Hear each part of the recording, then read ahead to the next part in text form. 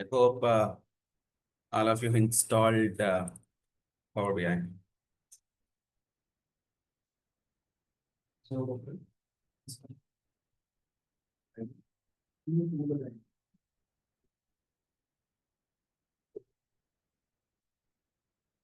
there shouldn't be any issue in installing it, right? So it's like we can directly Microsoft Store and there you can install it. Yeah. It should be signed in also. No need to sign in. Yeah, good question. As soon as you try to open it for the very first time, it asks you to sign in. You can cancel that registration because that is Power BI service account registration. So we'll tell you when you can go for the service account registration. Okay.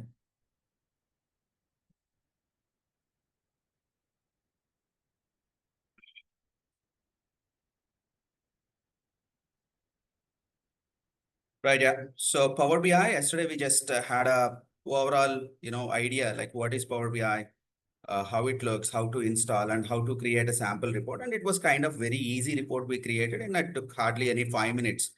But if you sit alone and want to do it, you can even create a report using Power BI just in 1 minute, even though you are not coming from the reporting background. Because it was more like you are asking a question and you're getting an output there. But not every requirement is as simple as that. Whatever we tried yesterday, it was only about total sales, total profits and all. That's what we tried. But business requirements are always complex, unique. Every situation is different, right? So your business may ask you today one requirement and tomorrow it could be something else. So how do we handle that? So if you really want to build complex, reports and all, you need to use DAX functions, right? So we'll also discuss that. So today we'll see how to create our first data model. Okay, it's a sample data model. Don't worry about model about it, about the model at this level. So this will take some time to understand more about the data model. And there are so many concepts in the data modeling. We'll discuss that step by step. Okay. But initially our focus should be more on the Power Query. This is for the data transformation. So many steps are there, right? I think one of you in the 714 batch SQL person shared mobile numbers and he wanted them to be there in the columns instead of the rows, right? A customer who has multiple mobile numbers should be present in the multiple columns. I can show you that example in both the ways. One in SQL, I'm here to share that code with you all in the group. I'll share that code with you in 714 group. And in our 724 batch also, I'll show you the same data set, how you can do it with Power Query with a couple of mQuery codes. The direct options are available. I'll show you both of them, okay? But maybe I'll sit on it maybe during this week and I can show you that. Next weekend, I'll take you through Power Query, how you can do the data transformation, because data transformation plays a very, very crucial role. If the data is not transformed properly, then you cannot create the reports, right? So today is more about understanding Power BI, the introduction, what are the benefits and all. And then we start creating sample reports and we'll create a very first data model today, right? And yesterday we already discussed a couple of things like primary key and foreign key, right? Employee ID, is it a primary key? Exactly. You need to ask yourself which table. So without knowing the table name, you cannot say something is a primary key or a foreign key, right? Customer ID, is it a primary key? Which table? Yeah, there is no answer for this. Okay, yes or no, you can't say. Is it a primary key or not? Okay. So if it is customers table in customers table, customer ID, it is a primary key. Customers table, customer ID is a primary key. The same customer ID in the transactions table is a exactly, because a customer who is placing an order with an ID in the transactions table, that may be coming for multiple number of times. You cannot mark customer ID as a primary key in the transactions table. What will happen if you do that? He will be able to. Exactly. A customer will be able to do only one transaction with us, and which is not okay. Yes or no? You want the customers to come multiple number of times, right? Fine then. So that's what we understood. And moving on to the Power BI topics. Anyone joined today only? Online participants? Yes, sir. Me. I joined today only. Yesterday I did not join the class. Okay.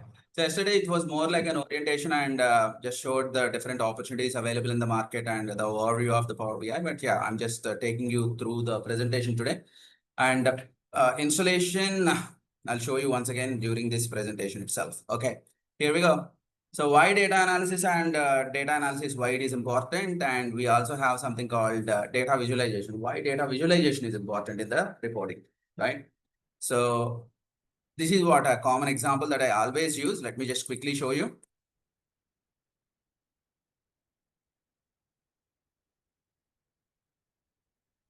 Right. Here we go. You have some data, okay? Your business wants to understand total profit by the region. So whenever you get into this kind of a situation, what is it you do? Total profit by the region if you want to create. What is it you do? So you have the profit column. You have the region column. Now you tell me total profit by the region. What is it you do? We can create, if it is like in the SQL table, we can write a SQL query using the group by and the total profit. We can do that. Sum of profit column. Yes, excellent. That is SQL. What about Excel? Now pivot table can be created quickly, right? You just go here and, you have a grouping function in Excel also in Microsoft 365. All the advanced filter, advanced functions are there. Okay, so let us create a pivot table and what is it you want to do? Total profit by the region is what you want to see, right? Let's just do a little bit formatting here. And I'll take the region name here. That said, look at the raw data. It doesn't tell you so much, right? It can't tell you the summary of the data. But once you turn this data into a pivot table, you can draw the insights from the pivot table, right?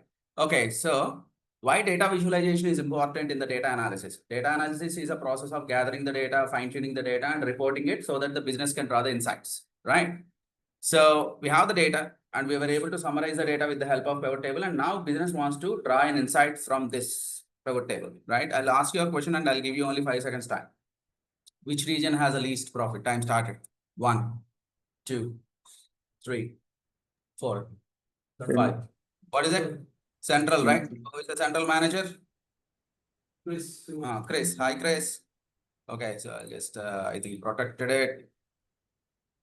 Okay, I'll tell you one thing. Any file that you receive from us, if it asks for a protection password, try 123. 123 is a common password that we all use. So just in case any file is protected and if you are trying to open it, it asks for a password, try 123. Okay.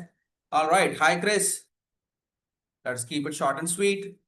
The fire. Why we have fired, Chris?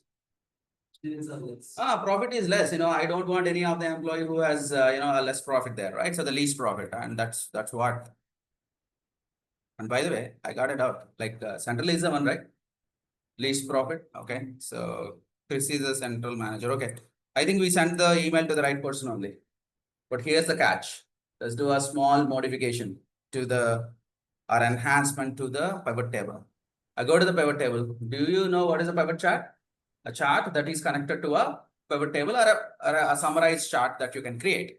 How to do that? Just keep the cursor there on the pivot table, go to insert, and there is a chart option. And let me just visualize it. And this time I'll give you only 2 seconds. Okay. Which region has the least profit? Time started. 1, 2. South. I think 1 minute ago you all said central and we have fired Chris. Decimals issue was there in the pivot table. Exactly. If you look at this, now you read it carefully. This is 2,87,000, 287,000, and this is 231,000. I gave you 5 seconds time, but you were looking at the length of the number, not the value of the number. As a result, what happened? We took a wrong decision. Data is same, but what has changed? It is present in the visual format and it is present in the table format. So we do not take decisions usually looking at the data inside the tables, especially reading the numbers. It will take so much time. But when it comes to visual, it's like very easy to read. Okay. So that is why data visualization is very, very important. When you are presenting the same thing in the form of a table, it takes so much time or it's very hard to read and understand what is it. But in the form of a visual, people can easily understand. The same thing happened here when I showed you this and asked you to take a decision. I gave you 5 seconds and we still ended up taking a wrong decision. But when you look at this chart, it's kind of very easy for us. Now you understood the point? Why we always prefer this visuals, because easy to analyze the data and take the right decisions. Power BI helps us to do this, right? And it's scientifically proven also. Human mind can read and understand the pictures and colors better than the numbers and tables. Numbers and tables will take so much time to understand, but pictures and colors, they are very easy to understand, right? So that's the reason. And if you look at if any dangerous thing is there, what is the color used? Red color. Why red color only? Why not a light gray or a yellow shade? Why that mindset has become like that reddish for danger? It's a negative indication. That attracts our eyes. That attracts our eyes. Why it attracts our eyes? There is a science behind that. Anything that you see in this world, it depends on the wavelength basically. So that red color has the maximum wavelength, right? So that's the reason you can observe red from miles away. So all those stop signals, danger signals and all are there, right? These are bright colors because of their wavelength in the light. Okay, so that's the reason. Perfect. Then, yeah, in the reporting also, if you are showing a number in red, what's your understanding? It's a loss. Something is danger, right? That requires your attention, right? Perfect then. So data visualization, yes, Power BI is a tool. It is meant to do all these data visualization things only. So we'll learn that. And types of the data analytics, most commonly, we hear all these four, right? So descriptive analytics, diagnostic analytics, predictive analytics, and prescriptive analytics. All of you can try, first of all, these two, descriptive and diagnostic. What is descriptive analytics? Descriptive analytics is the one, what's happening or what happened. What happened in the business. Basically, this is easy. Most of you may be doing this kind of analytics only. What happened or what's happening. So daily reports, weekly reports, monthly reports, fortnightly reports that you create, all of them are part of your descriptive analytics only. So what is a descriptive analytics? Basically, that reads your historical data, like yesterday's data, or last week data, or last month data, or last 6 months data, or 1 year data. It tells you what's happening in your business. Are we doing good? Are we doing bad? It is more something like a postmortem analysis. Okay, something like your data is ready now, and using that data, you are creating a report. What's happening or what happened. Okay, but when it comes to the value it adds and the complexity it has, comparatively lesser than the other types of analytics. Because what is it we are doing here? We are only letting the business know what's happening. That's it. What happened or what's happening, right? So using that, of course, business gets some idea. Okay, this is what's happening in my business. Okay, great. This helps the business, but not to an extent like that business is expecting you to do. Basically, what they expect from the reporting analyst is the diagnostic analytics also. What is diagnostic analytics? Why is it happening? If you can find out what's happening, you can also find out why is it happening. Both of them, they go hand in hand. Okay, so something like if you can figure out what's happening, you can also find out why is it happening. Let's say your profits went too high in the last month. That is a number it is showing. With the help of a drill down analysis, you can easily do that. Okay, in which region it went really high, in which category you did really well, and what could be the reasons why your profits went really high. Or the vice versa, if the profit went down, okay, so why did it happen? That is part of diagnostic analytics. Reporting analyst can do both of them because a little bit of data knowledge and simple formulas and drill down analytics techniques enough to perform these things. Okay, descriptive and diagnostic. When it comes to the next, the value that it adds and the complexity, obviously it is little more diagnostic. Okay, the next one is predictive. Predictive analytics is to say like what's likely to happen. What's likely to happen in the next 6 months? What's likely to happen in the next 1 year? What's likely to happen? But for this one, some historical data is not enough. You will have to have statistics, forecasting techniques, right? Business idea and the factors that affect your business and the competitors, what kind of strategies they are following. All these things you need to consider.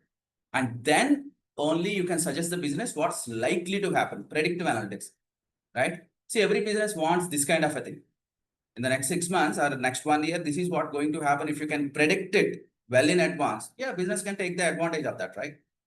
Let's say a simple example, next year, 5 degrees, in terms of the temperature, it's going to increase by 5 degrees across India. Okay. Now you tell me, for the businesses standpoint, okay, what could be the potential opportunities that we have here? ACs, coolers, right? Okay, just because of the temperature is increasing, can we just, if you are into AC manufacturing, can we start producing more ACs? No, you also need to consider other factors. What if, I'll tell you, rare case.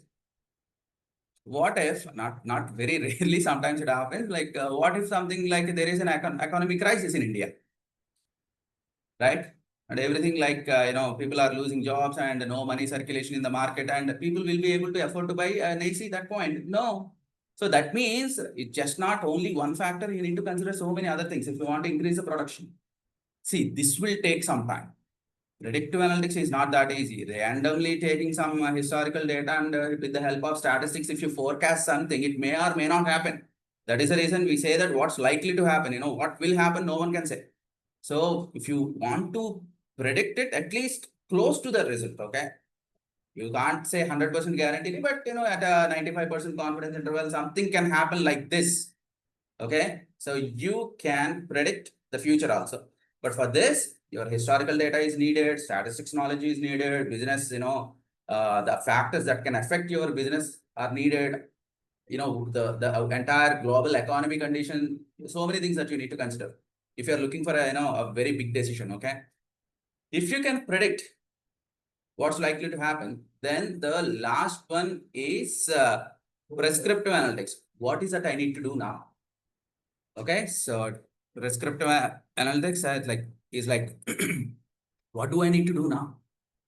Right? So if your predictions are correct, then your last one, prescriptive analytics, will be also correct. The last two, predictive and prescriptive, will take some time for you. You need to spend a good amount of time in that domain, gain the knowledge, and then you can go for this role.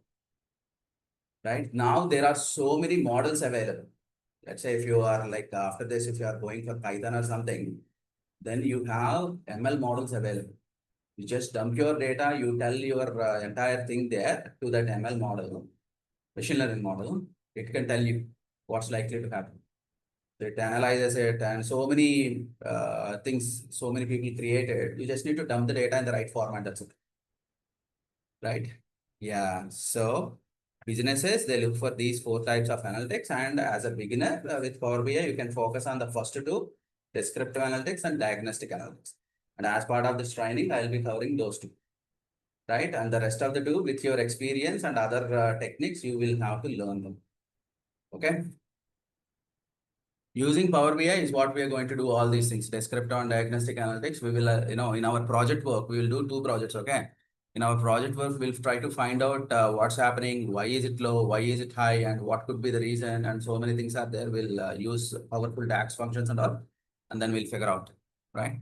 Data visualization, just now we understood, do not present your data in terms of a table or a number, always prefer a visual. I think you would have observed the top management presentations. Always they deal with what? Only the charts. There's the charts, trends. Charts and dashboards. Not exactly. See, I'll tell you one thing. The rest of the 2, predictive analytics and prescriptive analytics, each one of your domain is different. See, there may be a few concepts that are common, like using the statistical functions, forecasting functions and all. They're common for every business, okay? But it is not only that. That's what I'm trying to tell you. The predictive analyst, if you want to become in a banking industry, you need to have a lot of knowledge on banking domain first. You cannot just simply look at, historical data. Forecast formula is there. I can show you, if I load all my numbers and if I ask it to forecast it for the next 3 years, it can even forecast it. There is a direct function available, forecast. In Power BI, it is there. In Excel also it's there. Okay. Forecast.ets is there. A forecast is there. You can use directly and load those values, and it can even tell you what's going to happen in the next 6 months or next, 3 years or 2 years, based on the projections that you want to do. that is not enough. That's what I'm trying to say. All those formulas and all, they give you the output, but you need to analyze the entire industry situation also. If you are working as a predictive analyst in banking, you need to have a lot of banking knowledge. Just because I'm super good with the formulas, I cannot become a banking predictive analyst at this point. You're getting the point? Yeah. Okay, so the different types of charts you see in the top management presentations for the same reason, because they don't want to take, no one wants to take any wrong decision there. So visuals are the ones, they help them to take the right decisions in short time. Okay. Job opportunities, it is little outdated, but yesterday we were looking at the different job opportunities available in the market. And whenever we were searching for that Power BI along with other tools also asking, right? SQL is one of those things. If you want to know more about Azure related things, spend some time and, probably you can learn those things. Not every company uses it, but it's good to have some idea about Azure also. Azure is a cloud technology from Microsoft. So it's something called Azure Data Factory is there. From other things also, Synapse is there. Different things, Microsoft also coming up with so many things. You would have heard something called Fabric. So that has a combination of all those things a business requires, right? So it is coming up with a single suite.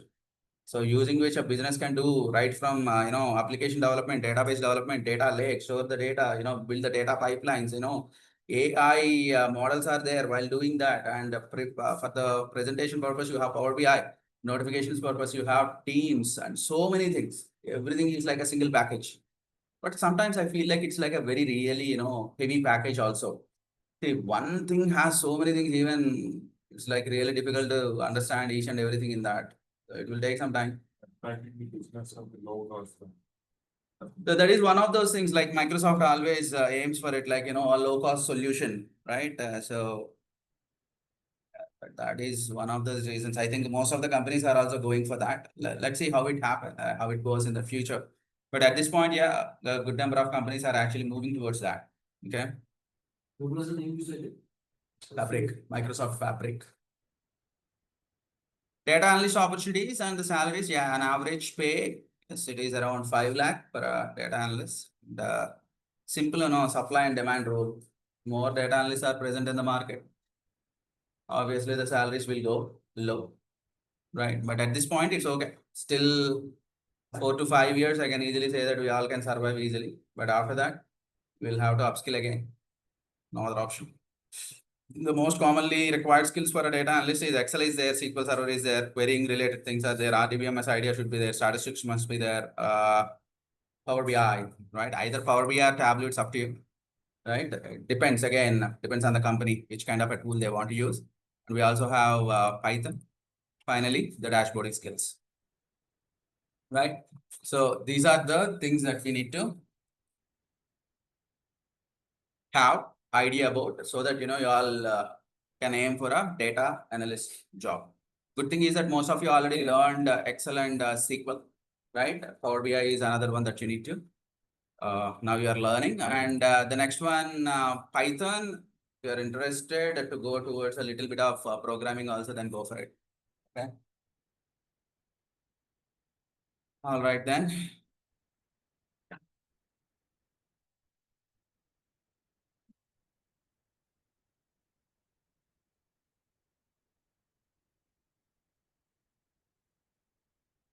What is Power BI?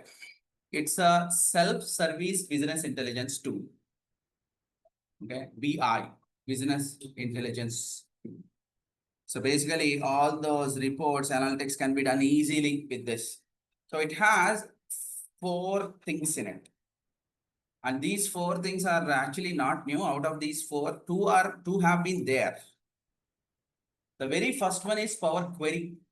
In Power BI, the very first one that we talk about is a Power Query. So what is this Power Query? Power Query is a data transformation platform. Power Query. So what is a Power Query? It's a data transformation platform. It's the very first thing that we all discuss also. The next one is Power Pivot. It is for the data modeling, right? Data modeling. The next one is Power View and Publish. Power View is for the data visualization.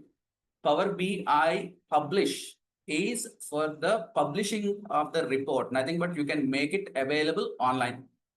Okay. So 4 things that we need to discuss.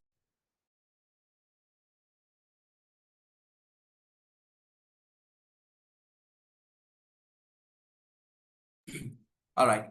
So 4 things are there. Out of these 4, 2 are already there and we know them. You know what are they? Power Pivot and Power View. Power Pivot and Power View are not new. They've been there in Excel. 2010 version, Microsoft launched Power Pivot as an add-in for the data modeling purpose. And then from 2013, we have Power Query for the data transformation purpose. And they took both of them in 2015. They released their first commercial edition of Power BI. So Power Query, Power Pivot are the features. They come from Excel. Okay. 2010 Power Pivot is there. 2013 Power Query is there. In 2015 we have Power BI using both the features. Same like Excel interface only. Someone who has been using this Power Pivot and Power Query in Excel, they don't find anything new in Power BI. That is the interesting thing there. Interface is also very much same. Okay, a few features, positioning may be here and there, but the interface is very much same.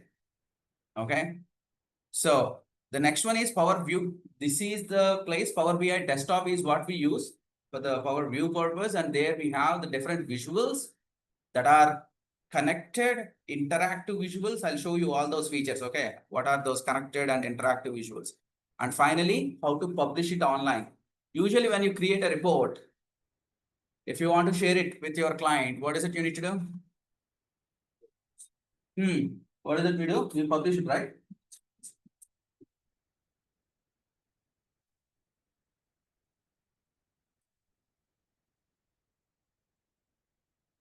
Right. In Power BI, we publish it. If it is like Excel, what is that we do? We need to, we need to share it via email, right? But here we simply publish it and so that it will be available for our clients too, right? The components, this is what we need to learn. As a developer, Power BI developer, we all use Power BI desktop. Okay, I hope you received this material already. You can download it and you can see this. Power BI desktop is the application that we use. Just have a word with the front office, they'll share the Google Drive link. Okay, so all the presentations, whatever I'm showing on my screen, you will also get the same thing. So Power BI desktop is the application using which we create the reports. Power BI desktop. Okay, so to create the report, what is needed? You need data.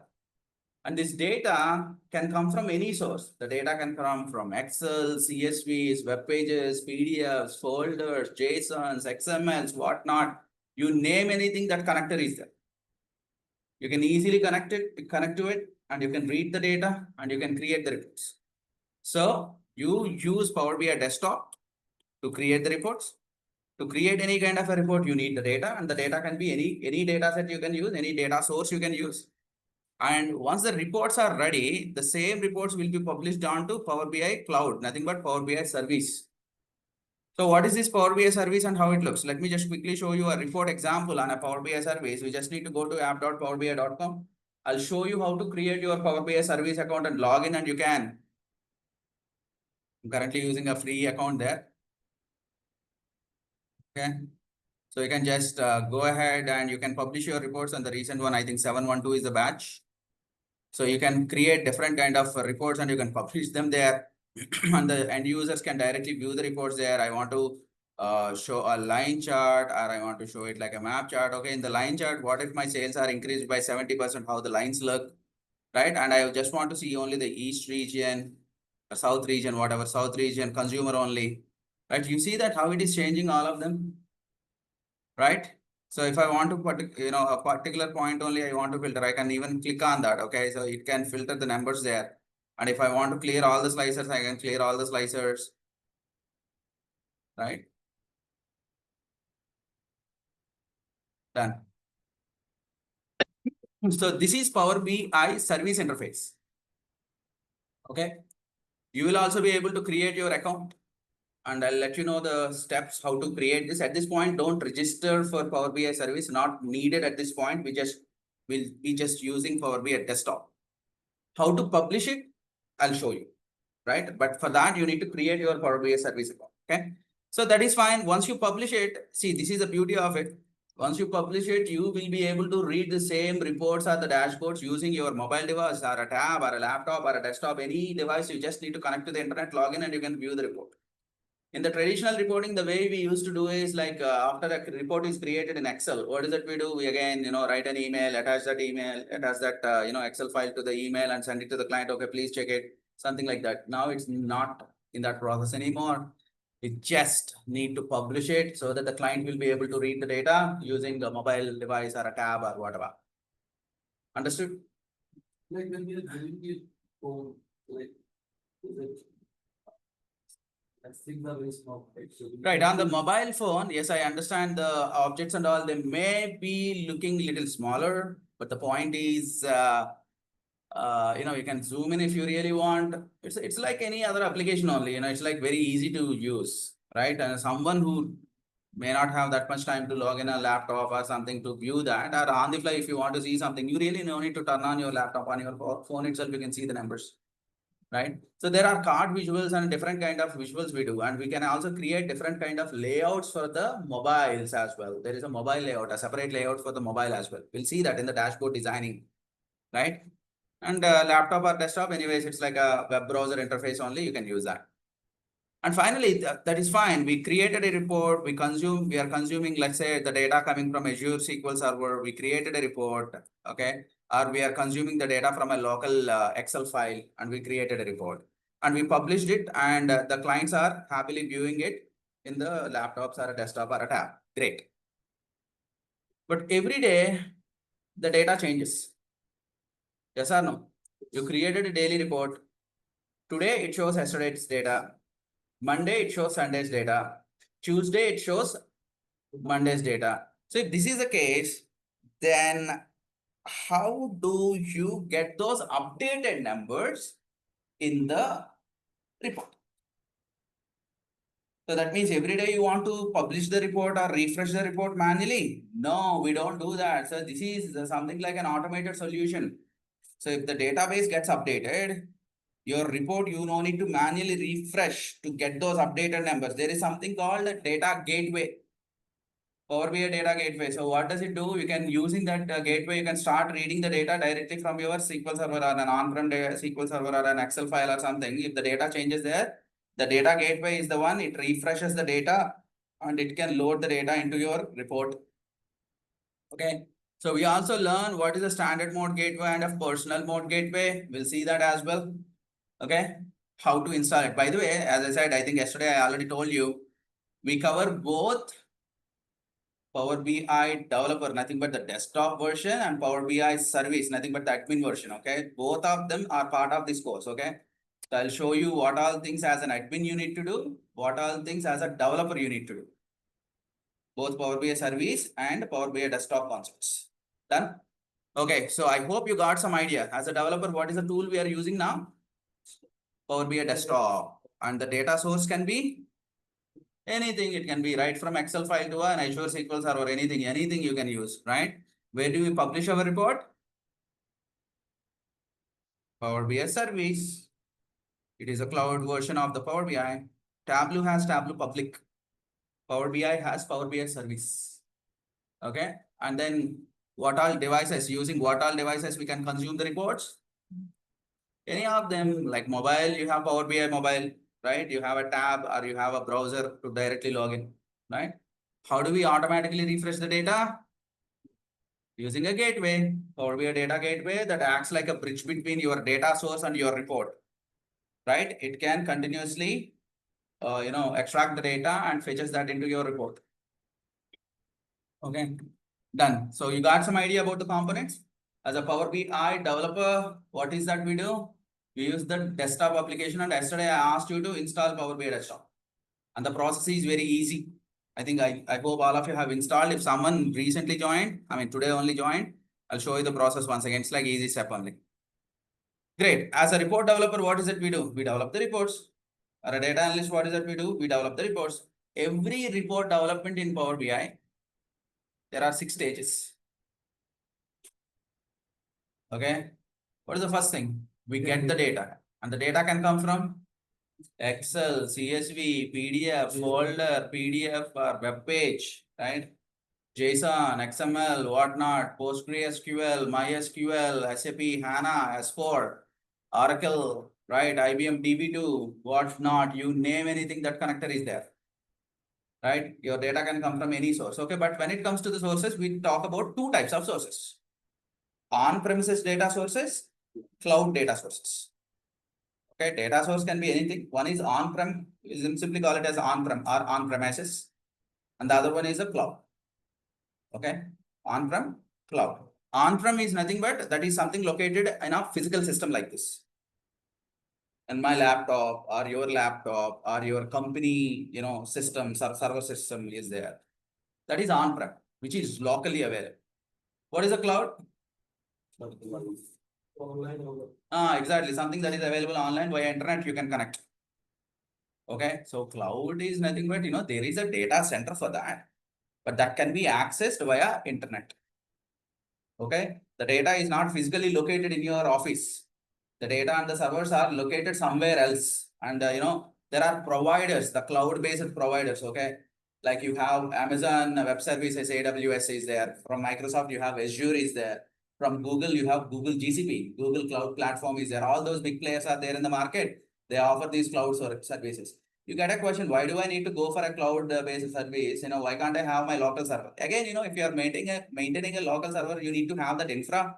You need to have that in-house team to maintain it, administer it. So, it is like so much of cost is involved in it, right? And moreover, you need to be little worried about your data security and all that, right? But if you are going for this a subscription model with any big company like this, Azure or AWS or a GCP, they take care of your server administration and your data security. But there are certain businesses or the industries, they cannot go for a shared service like this. Something like a banking industry, their guidelines are very, very clear. They cannot share their servers or the resources with any other companies, right? So that is the reason though they take this AWS kind of a thing, but they will have their dedicated setup. No one else will be sharing those resources, right? That's how it is done. So getting the data, it can come from 2 places. What is that? On-prem data sources or a cloud-based data sources. Using any of those things, you can get the data. Okay, once you get the data, here's the catch. The data may not be in the required format or the appropriate format to create a report. Always remember this, right? Most of the times the data what we get may not be in the correct format that is needed for us. Okay, so that's when what we do, when we get the data, we do something called ETL process. You understood in SQL level? Extract, transform. Okay, we extract the data from these sources, on-prem or local sources or cloud sources. Once we get the data, we do the transform. Once we extract the data, we do the transform. Here we have a data transformation platform called Power Query. Once we extract the data from the different data sources, as it may not be there in the required format, what is it we do? We transform the data. Using what? Power Query here. Okay, I'll show you the steps. Power Query. What is this Power Query? Power Query is the data transformation platform, right? And Power Query uses a language called mQuery language. Okay, you don't need to worry about this language because you don't need to write it. Everything is like simply step-based. You just perform the step and it records the code for us. Something like macro recorder in Excel, same thing that we do. Okay, done. So Power Query is the one we use to transform the data, and we load the data into our data model.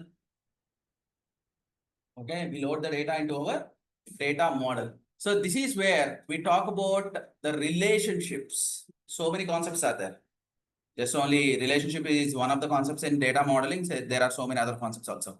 So we get the data, we transform it using the Power Query, we load the data into data model. This is where the Power Pivot comes into picture. building the relationships between the tables. And then we move on to measures. Using DAX, we create the measures. What is the full form of DAX? Data Analysis Expressions. Data Analysis Expressions. So using the DAX, we create different kind of things, like we create the columns, we create the measures, we create the additional tables. When to create, what to create, and all as part of the process I'll show. Then we move on to reports. Okay, we have our DAX ready, measures ready, right? And we move on to the reports. This is where we talk about the Power View. There we create different types of visuals, right? From simple visuals like column chart, bar chart, line chart, pie chart, donut chart, funnel chart, tree map chart, waterfall chart, right? Ribbon chart, right? So many types of charts are there. Along with that, we also talk about custom visuals. What is a custom visual? That can be downloaded from online. Okay, there is something called app source visuals. From there, you can download. Okay, I'll show you the process how you can download that. And then after the report is ready, we need to publish. Yes, but before publishing it, we need to set up the roles and RLS. Roles and RLS. Yesterday I was talking about one of those reports, right? If you have 5 regions and in respect to data to be shared with the managers, what is it you need to do in Excel? You need to create 5 different reports. But here, no need. You create only one report. You publish it. But basis on the logins, they will be able to see their respective data. There is something called RLS, row level security. For that, we need to create roles first. Roles means your more titles. Role, it's a role. It's nothing but I can create a East manager role. Okay, when I create an East manager role, then someone logs in as East manager will be able to see only East data. We assign those roles. Okay, and after that, we publish it on Power BI service. Okay, on Power BI service, we publish that. Done? So like in Excel, you could have an option where we log the sheet. Correct, yes. So let's suppose I want to show you the way. And I want to give an access of one sheet, right? Whatever you want to do. For the second sheet, I don't want to. I just want to give an CX. So is it possible to Power BI? Right. Understand one thing, Power BI is all about viewing only in first place. As a viewer of a Power BI, it is for only viewing purpose. You cannot manipulate or you cannot modify anything there. Okay, so you can't do anything there. It's just only for the viewing purpose if viewer access is given. But coming to your question, if I want to show certain amount of data only, that can be done using roles. Okay, we create the roles. What needs to be displayed to a user, that can be defined inside a role. And that role will be assigned to the user. And when that user logs in, only that particular data set will be visible to that user. They cannot access anything else. Okay, so that can be done using roles. Something like you're a manager in a business and you handle furniture segment, okay, furniture category, right? So I'll define one role for furniture and I assign that furniture role to you. And when you log into Power BI service, because that role has been assigned to you as furniture manager, only furniture related products only you can see. Though that report has so many other related categories, you cannot view the data at all. So that can be done. Okay, that's like easy implementation only. I'll show you. We do both static roles and dynamic roles also.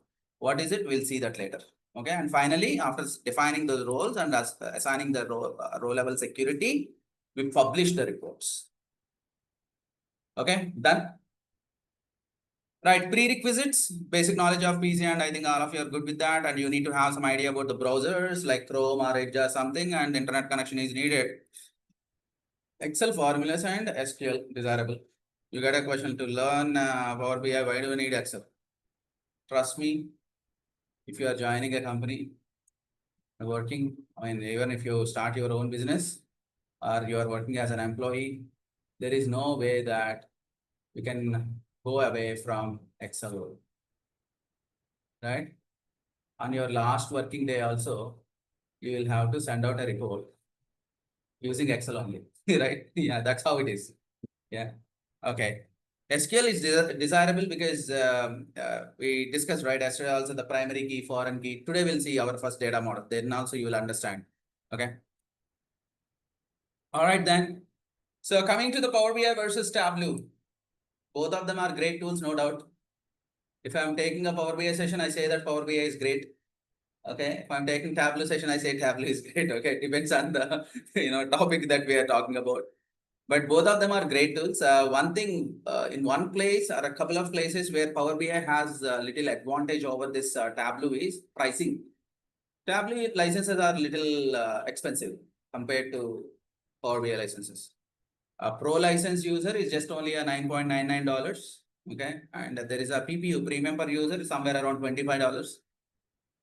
Of course, you can do a lot with these two types of the licenses, but if you are looking for premium capacity server, that is also possible.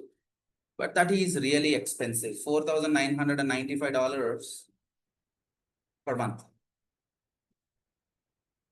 Usually the banking companies and all where they don't want to work in the shared resource, they go with the premium capacity server. There are again different capacities. Okay, I'm only talking about one capacity server. It ranges up to I think P5 servers. Okay, P1, P2, P3, P4, P5. If I remember it right. But this is like a very, very rare scenario. But I'll tell you one thing: when companies also go for this, a pro license is what, $10, right? Deloitte kind of a company wants to implement Power BI across. It has what? Lakhs of employees, and everyone should need to use or access it. Okay. Then let's say 1,000 employees. Deloitte wants to go for 1,000 employees with pro license. Okay. How many dollars it's going to cost them? 1,000 employees with $10. $10,000 per month. Okay. Simple calculation. Which one is recommended for them now? Going with a pro, a capacity server is recommended or a pro license is recommended? Definitely a capacity server. Why? Because it's just only a $5,000 per month.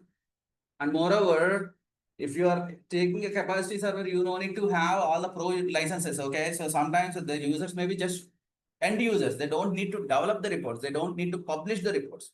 They just want to view that. That's it. Right. Not everyone is a developer to publish the reports, right? Then what is it recommended? Definitely a pro license is, capacity server is recommended for them. But if it is a small organization, they cannot afford that much, expensive server, right? So there they go with 10 licenses, 20 licenses. That's it, right? And another thing with Power BI is Power BI desktop and Power BI service. You can use it like a free user. No registration amount is needed. Okay, we'll be using Power BI service as a free user only. Okay, done. And it's for lifetime, by the way. At this point, once you install and once you create your account, and you can try it out for lifetime free. But Tableau is something different. They only give you 2 weeks. Earlier it was 30 days. I think now they made it like 15 days or something. After that, again, you need to either buy the license or you need to use any other email account and create a new account again. Or a student one, I think they are giving some free license again, Tableau.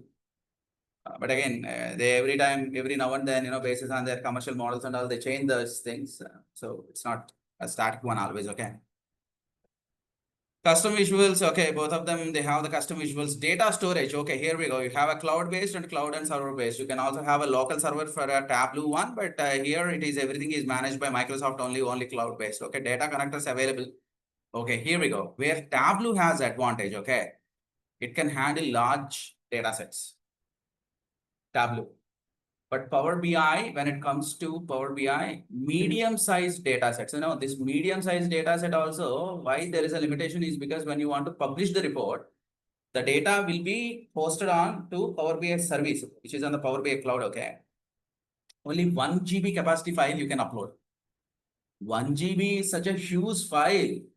In the report, the data, if you want to upload 1 GB data is such a huge one, right? But there are a few organizations, they have much more bigger data sets, and then definitely either they need to go for a Tableau or go with a premium capacity server or a PPU based one in Power BI. Power BI also offers, if you are going for a PPU based one, you can go up to 10 GB file.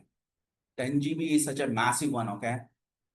Especially when you create a report, right? There are businesses, sometimes they need to handle much more bigger data sets, okay?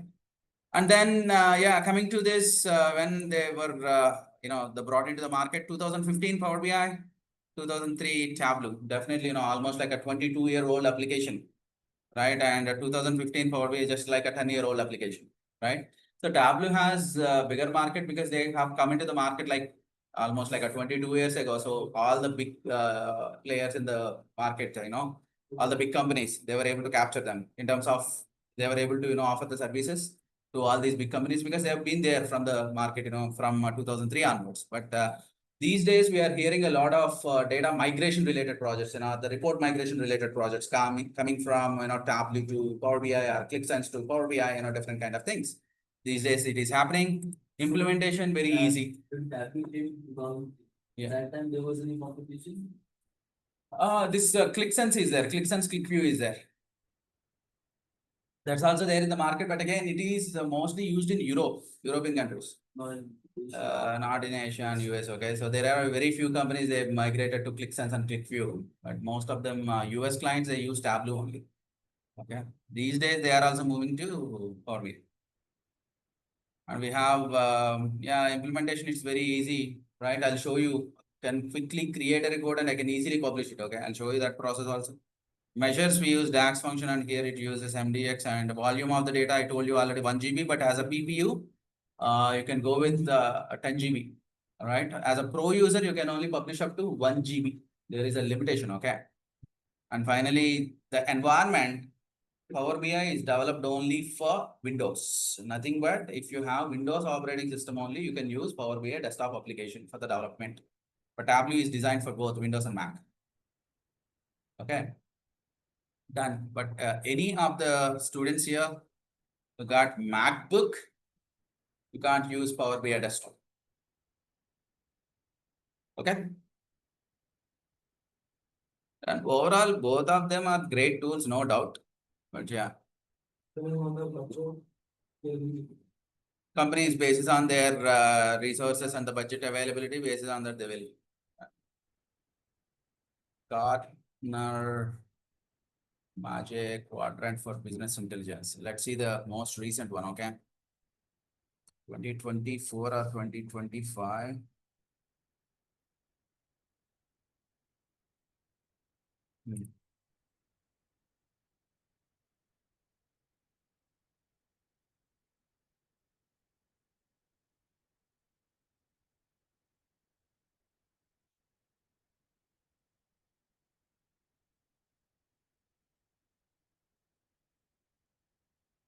See it.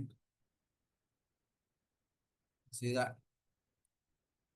Now Tableau is acquired by Salesforce, okay?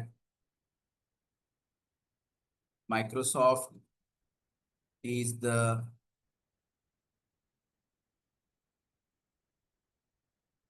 you see this? Microsoft is here. It's now leading, right? It has been leading actually. Right, yeah, you have the Click is there, Google is there, Google Data Studio is there, you have Salesforce, Tableau is there, ThoughtSpot, Oracle, different, right? But yeah. Right side are leaders. Your right side are leaders. Yeah, this one. You have the other niche players are there, visionaries are there, SAP is also into it. Salesforce earlier they tried developing a tool called Salesforce VA, Salesforce Visual Analytics. I think later, they thought like it may not be so good investing a lot on it. So they acquired Tableau.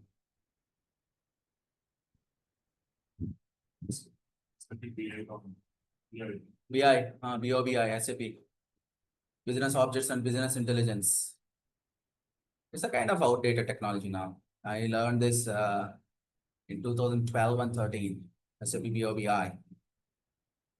That concepts are like, of course, at that point in time, as per that available technology and all, it was like great tool, no doubt about it. And there is something called a universe design. Okay, this is something like a data modeling concept actually there. Universe, we call it universe there. And BB reports are the ones we create. So using the same SAP universe, you can even create SAP crystal reports. Is another reporting tool, something similar to SSRS, SQL Server reporting services. They are like very old traditional ways of reporting. Okay. Okay, so Microsoft is still leading. Why Power BI is, learning Power BI is easy because you find it like any other MS Office product. If you are good with Excel, most of the features in Power BI also look similar. I'll tell you one interesting thing here. I was working with different tools, okay? In SAP, as you mentioned, SAP, Webby reports, if something you need to highlight, okay, let me ask you this in Excel first. There is a value, there are values. If any value which is more than 1,000, you want to highlight in green. What is that feature in Excel? Now, format. Correct, only half correct. What is that we call? Conditional formatting. Excellent. Yes, conditional formatting. Yeah, conditional formatting is the one we use. Right? So the Yes. same conditional formatting in SAP BOBI, it is highlighters. SAP Crystal Reports, it is alerters. Click view is visual cues. Click sense, it is conditional formatting only. But when it comes to Power BI, it's the same name, conditional formatting. You see that someone who is good with Excel features, we see the same names also. Got the point?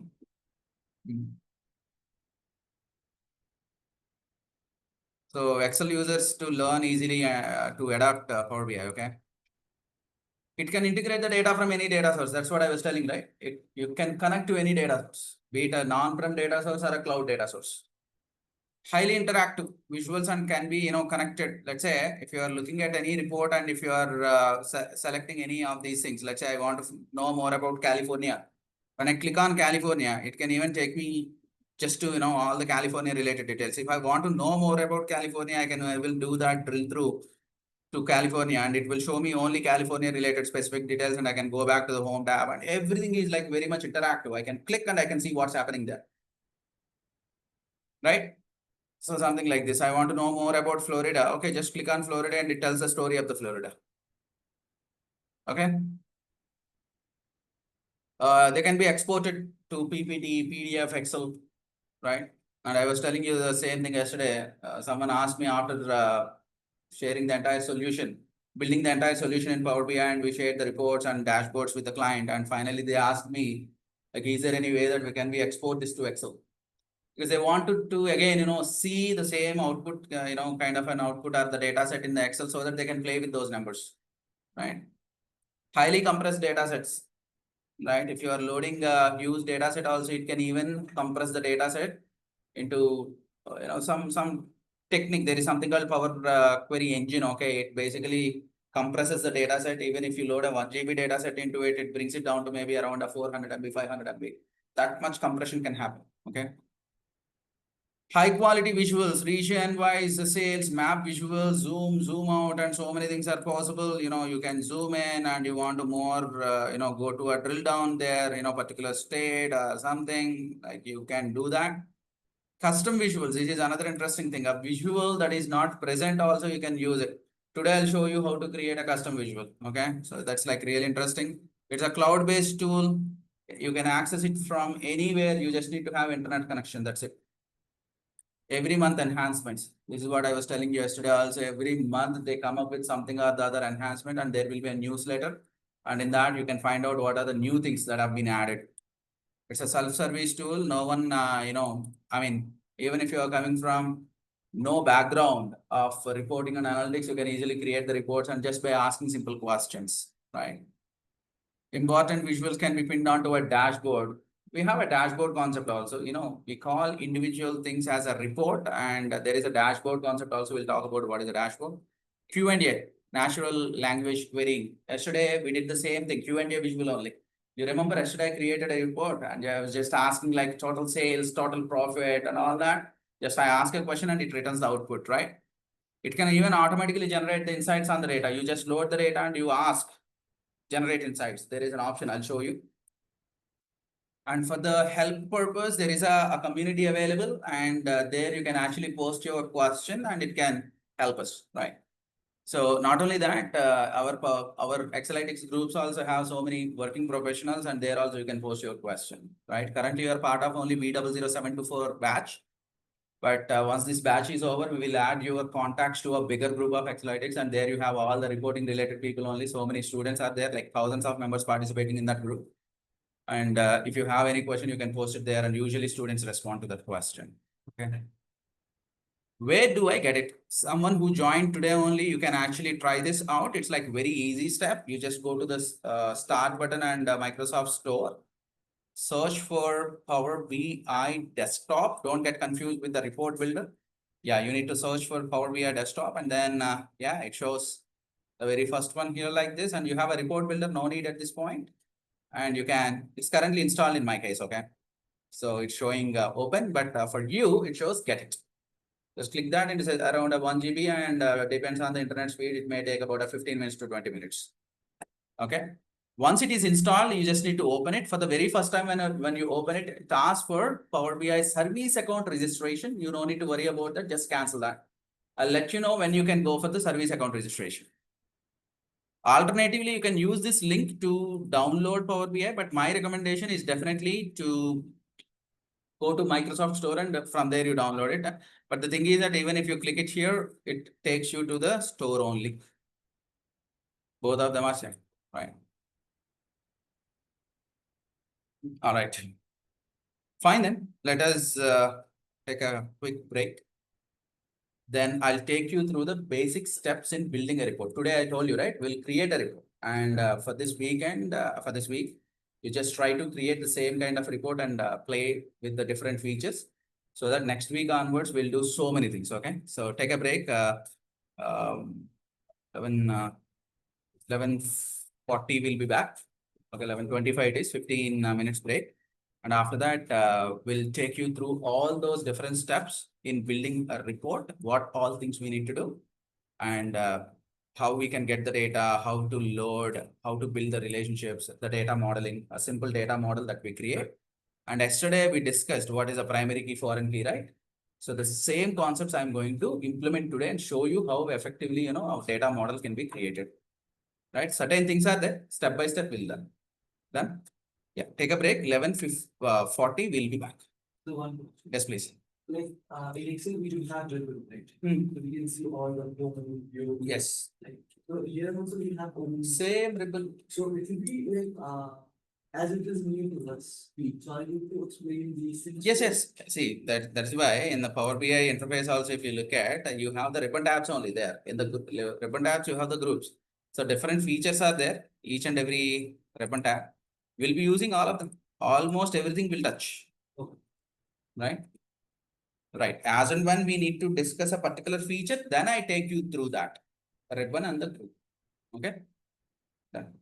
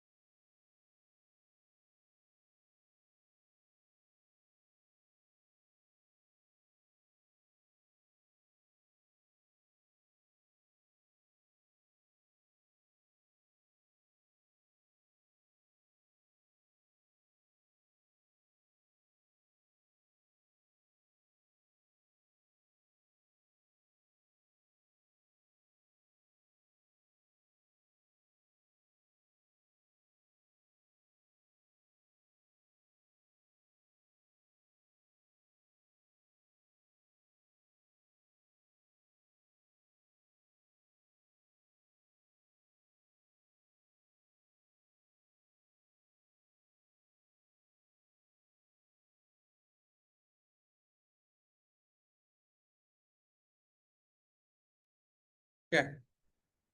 So let us see the next steps now, how to create a report. The basic steps in building any kind of a report in Power BI.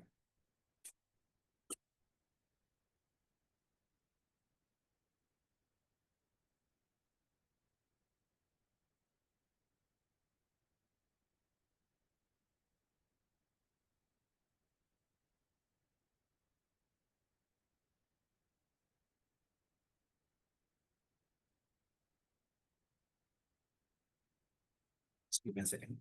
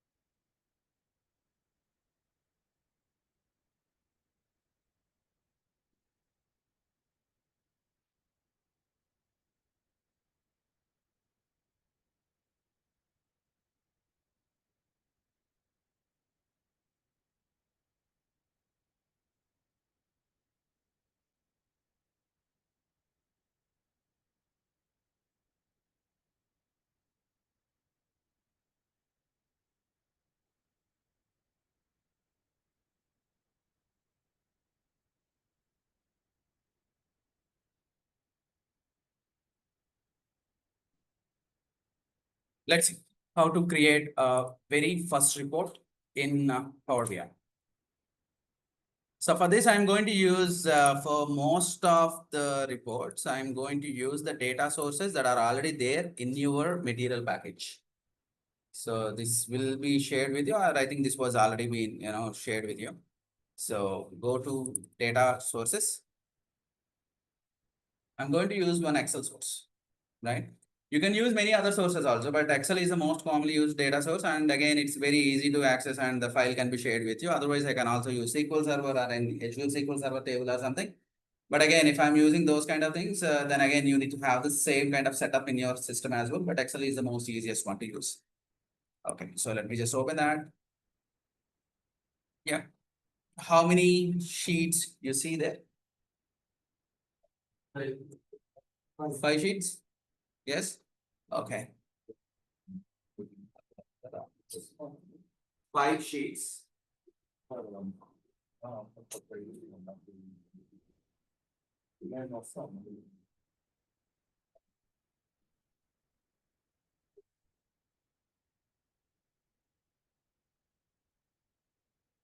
Right. And you also know the difference between a sheet and a table, right? Yes? Okay. Is it a table or a sheet only? The table in the sheet. Okay. Okay, now I have a question then. Is it a normal range or a table range? Table range. How do you know it's a table? Column names. Because column names are there, that's how we call it a table. Then filters also there. Okay, so now tell me, is it a table or a normal range? Table only? You're saying it's a normal range. Yeah, this is what you need to understand. Because table will have a fixed number of. No, no, that is a fact table. That's a different one. Table is not. Remember this, very, very important, because going forward, we'll be working with the tables and the normal sheets only. It's not a table. Why? Because if it is a table, definitely the table design must be there. Table design is not there. And if you go here, you have the table design. Yes, it is a table. What is the table name? Orders table that you see it here. Right. So table design must be there, then only you can call it a table. So tell me, is it a table? No, it's not a table. This one, not a table. This one, not a table. This one, not a table. So the rest of the things are not tables. We have only one table on the order sheet. What is the name of the table? Orders table. Okay, so there is a reason why I'm stressing this, because once you start working with Excel, you need to understand or should be able to differentiate which one is a table and which one is a range. Because tables appear differently, range and normal sheets, they appear differently when you try to load the data. Okay, so how many tables and how many sheets are there? One table, Four sheets. sheets. How many sheets you see? How many sheets you see? 5 sheets are there, one table is there. Exactly, 5 sheets are there. Just because something has a table, don't, if you don't count it, it will be incorrect again, right? So you have 5 sheets. Out of those 5 sheets, you have one of those sheets that has a table as well. So that's how you need to read it, okay? Fine then. So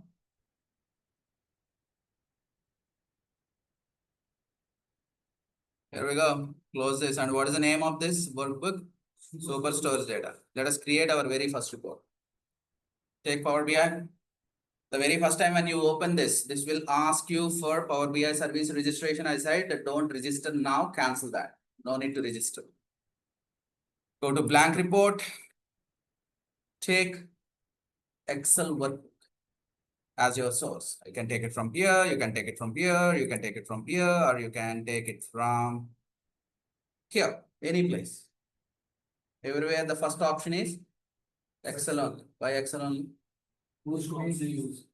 Most commonly used, right? Yeah. Correct. And this data is available in your 724 folder. This batch is 7. No, SQL is 714. That batch is over. Now we are starting. Okay. So your batch must be 724 only. You all are part of now B00724 group. If you are not part of that group, ask the front office team to add you there, because all those updates and everything else. Exactly, I'll be posting there only. B00724 is your batch number. Okay, don't forget this. This is for Power BI. 714 is also there. 714 is your SQL batch. 7. That's your advanced Excel batch. Okay, so now you are continuing into Power BI. Yeah, I understand, but Power BI has a different batch number now. All that correspondence and everything, updates and everything will be posted in B00724. So please be aware of this, right? Whenever you require any materials about or links about or something, you will post your question or any kind of a thing in B00724. And that B00724 must be starting with a P as a prefix. P within the brackets. That is a permanent group. There is a temp group also. All the people who wanted to learn Power BI are there. Okay. Only the registered participants are there in the P group, the permanent group of the B00724, and you can post your questions or any doubts are there, or material related, video access related, you can post your questions there. Right, that's your group number B00724. That's the batch number, okay? Right, so here we go. The very first report using the Superstores data, I'm creating it. I think now you can easily figure this out. Why are you saying 6 objects? How many days will be a part of that particular group? See, that group, I tell you one thing. So usually that group exist for 1 month, 1.5 month, okay?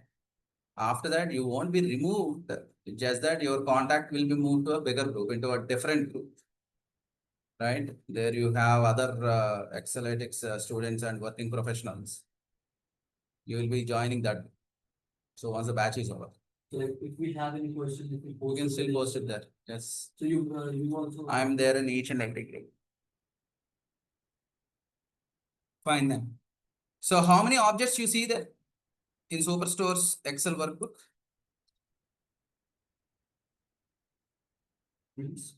Objects are the things that you see there. 6. How many sheets we saw? 5. But why 6 are coming? Some of the sheets or a table.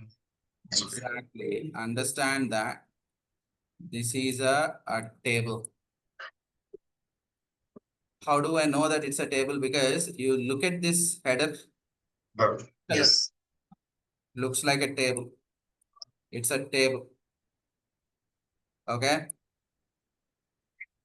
And the rest of the things that you see, all these things, they all are sheets.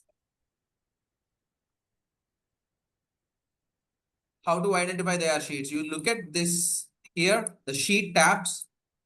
Usually in Excel sheets, you see that right below that sheet 1, sheet 2, sheet 3. All these things are the sheet tabs there. That's how you can say that these are sheets. These are 5 sheets and 1 table. It's always recommended to use the data from a table. Okay, I'm going to use the table in this example, right? I'll be doing a little bit of data transformations. But after that, we will also learn how to use the sheets as well, because sometimes, we may need to work with the sheets also, not every time with the table. Table is recommended, but not every data is, is with the table format, okay? You need to use the sheets also. I hope you understood what is a sheet and what is a table and how to identify something is a table in Excel. Table design, if you can see the table design, yes, it is a table, otherwise it's not a table. Great. Now you understood the difference between a table and a sheet, and I want to use this. Okay. I directly want to load the data. I don't want to do any transformation. Transformation is the one if you want to clean the data or something. I don't want to do anything at this point. I just want to directly load the data. Right? Click load. So whatever the Excel data is there, now it will be loaded into Power BI. Then here I can create different kind of reports. I showed you already yesterday. I can just do a double click, ask different kind of questions. I'm doing the same thing here again. For the very first time, it may take some time. And I can ask questions here, total sales and things like that. After getting that result, you can turn this into a standard visual. Okay. At this point, if you observe which visual is selected here, this is the one. You see that? It is selected. Right? Yeah, which kind of visual is it? It's a Q&A visual. But after setting it to turning this into a standard visual, observe this. The moment I click this button, what happened to this visual? This has turned into a standard card visual. So initially I've started with a Q&A visual. Now I'm able to see it as a standard visual. Okay, standard card visual. Any specific reason of changing that? I'll show you that. Once I make it like a standard visual, I can do different kind of formats there. Nothing but I'm not happy the way I'm seeing the number here. It's very hard to read. Is it a million, billion or something? I'm like little, confused. Yes. Once I make it like a standard visual, I can get into format your visual and I have different options of formatting. And we have something called call out value, nothing but this number. And I want to format that call out value, right? So how do we do that? Go here, display units. It's currently set to none, but I'll set it to auto. What is this auto? It automatically changes basis on the value. It automatically changes into thousands, millions, billions or whatever. And when I set it to auto, you see that? Now it's very easy to read. 21.83 million. Just next to that, okay? If I double click somewhere else, the dimensions may not be maintained, but if I double click just next to this card, okay? You see, it creates one more card with the same height and width. You see that everything is dynamically taken care. And I want to know the total profit. take it. Right, again the same issue. Hard to read, right? And you get an idea that let me go to the format viewer visual and I want to do the call out value. Hold on, the call out value is not coming there. Again, you know this, right? It's currently a Q&A visual. What is it I need to do? Turn this into a standard visual. Once I turn that into a standard visual, then only I can format my call out value to auto. I want you to do all these things today or tomorrow, maybe during this week, and I want to see a screenshot from you, your first Power BI report. And of course, we are not using any DAX functions as such. We are just directly asking a Q&A, nothing but NLP. It uses the natural language processing process to get you that output. Okay, just do a double click and I want to see the total quantity. Right, again, turn this into a standard visual, and if you want to set it to auto, you can do that. Call out value, set to auto. That is fine. Done. Easy way to create these things. And I want to create a map chart here.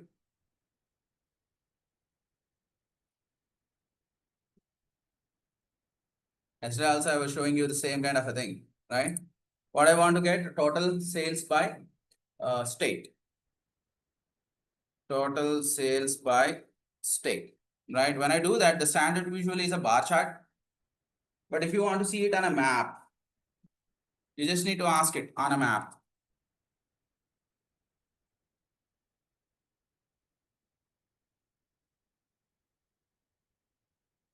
Done? Right. Again, you know this very well. It is still a Q&A visual. What is that you need to do? You need to turn this into a standard visual. Once you turn it into a standard visual, this will become a map chart. Observe that. The moment I click this, which one is activated now? This one. Right. It's a standard map visual. Right. I want to create a couple of charts here. One thing is total sales by category. So you just do the right click, right? Double click on that. White space, double click. Okay. In a pie chart, I want to see. Okay. Turn this into a standard visual. Again, a double click. I want to see the total sales by segment. I want to see it in a column chart. Turn that into a standard visual. Okay. You want to get a slicer. This slicer, let's say a region slicer. You have the slicer option here. You know this icon already. In Excel also, we have the same slicer icon, the filter symbol, funnel symbol, right? And go with the region there. You have the different regions, 4 regions, right? And you can take one more slicer, something that may be like a ship mod. That's it. Now you want to get a title there. How do we get it? In the home tab itself, you have a text box and you simply name it as sales report. You can type the text inside.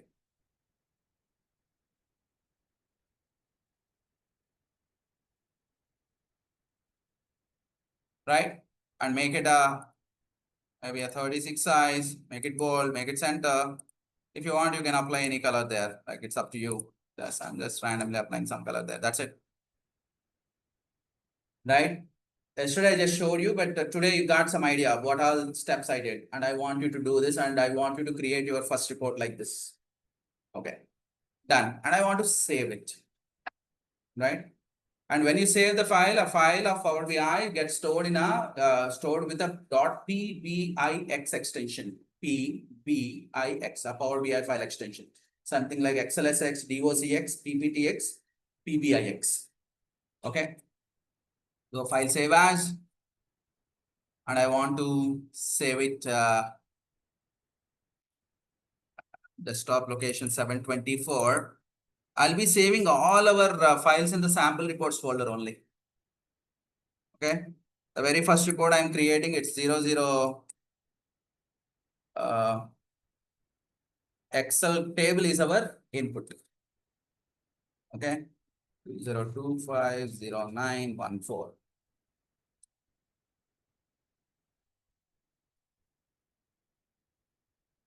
Done. Save it. And you click on any of these things. I told you, right? Interactive visuals, the numbers will automatically change based on the filters that you apply there. On the visuals, you can do it. Furniture only I want to see, okay, how the numbers are, or I want to see only corporate, how the numbers are. You see that?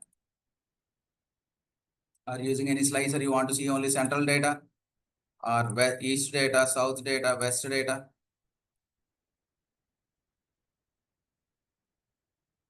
Done? I want to see and then what exactly. Sorry?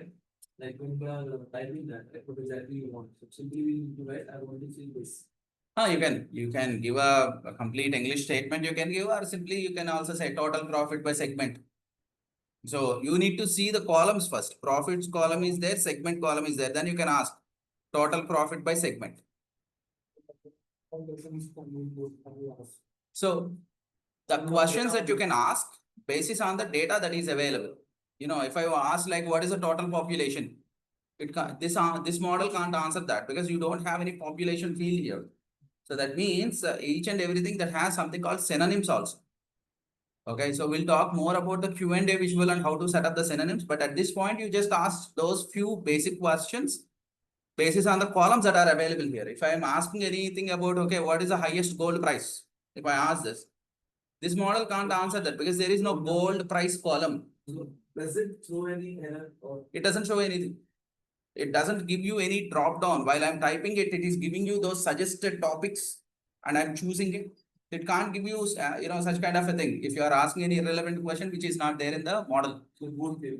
There is no, Won't throw any error. yeah, I mean, there is nothing it can display. Okay. All right. So I want to see a screenshot like this from you, each one of you, today, tomorrow, or maybe during this week. So, but try to complete as soon as possible. Okay. Going forward, I'll be giving you tricky and complex requirements as it is our very first report. I made it like a very simple report here and just try to create it, right? And you may be thinking it is sounding very simple, right? So let me only handle the complex ones later. Trust me, you may be missing out one or two steps here and there and you will struggle at that point. So if you want to do any mistakes, do in this week only, right? So that, everyone is learning. So you will get to know so many things at the time of practicing these things, okay? So you find different kind of situations in creating this small report, okay? It sounded like very easy, but when you attempt it, you may find one or two issues there, right? So after doing a couple of experiments here and there, you will realize what kind of things are happening there, okay? So try to complete this. This is your first thing, right? Done. And the next one is I want to create a report by doing a little bit of data transformation, but using the Excel table only. Okay. I want to do Right now we load it, we want us to transform. I want to do the transformation also. Why do I need to do the data transformation? Let me show you that example also. In our data, certain things are there. I don't need them. Okay. In our orders table, this is my orders table and this is column. Okay. Column K is there, which is REQ column, and it has so many blank cells, and in few places it is showing one, and I don't need this column at all in my analysis. Then what I can do at the time of loading the data, I can delete that column. It's again a very simple data transformation I'm showing, but I need to tell you one very important thing while doing that. So I'll take the Excel workbook. Where is it? Superstores data.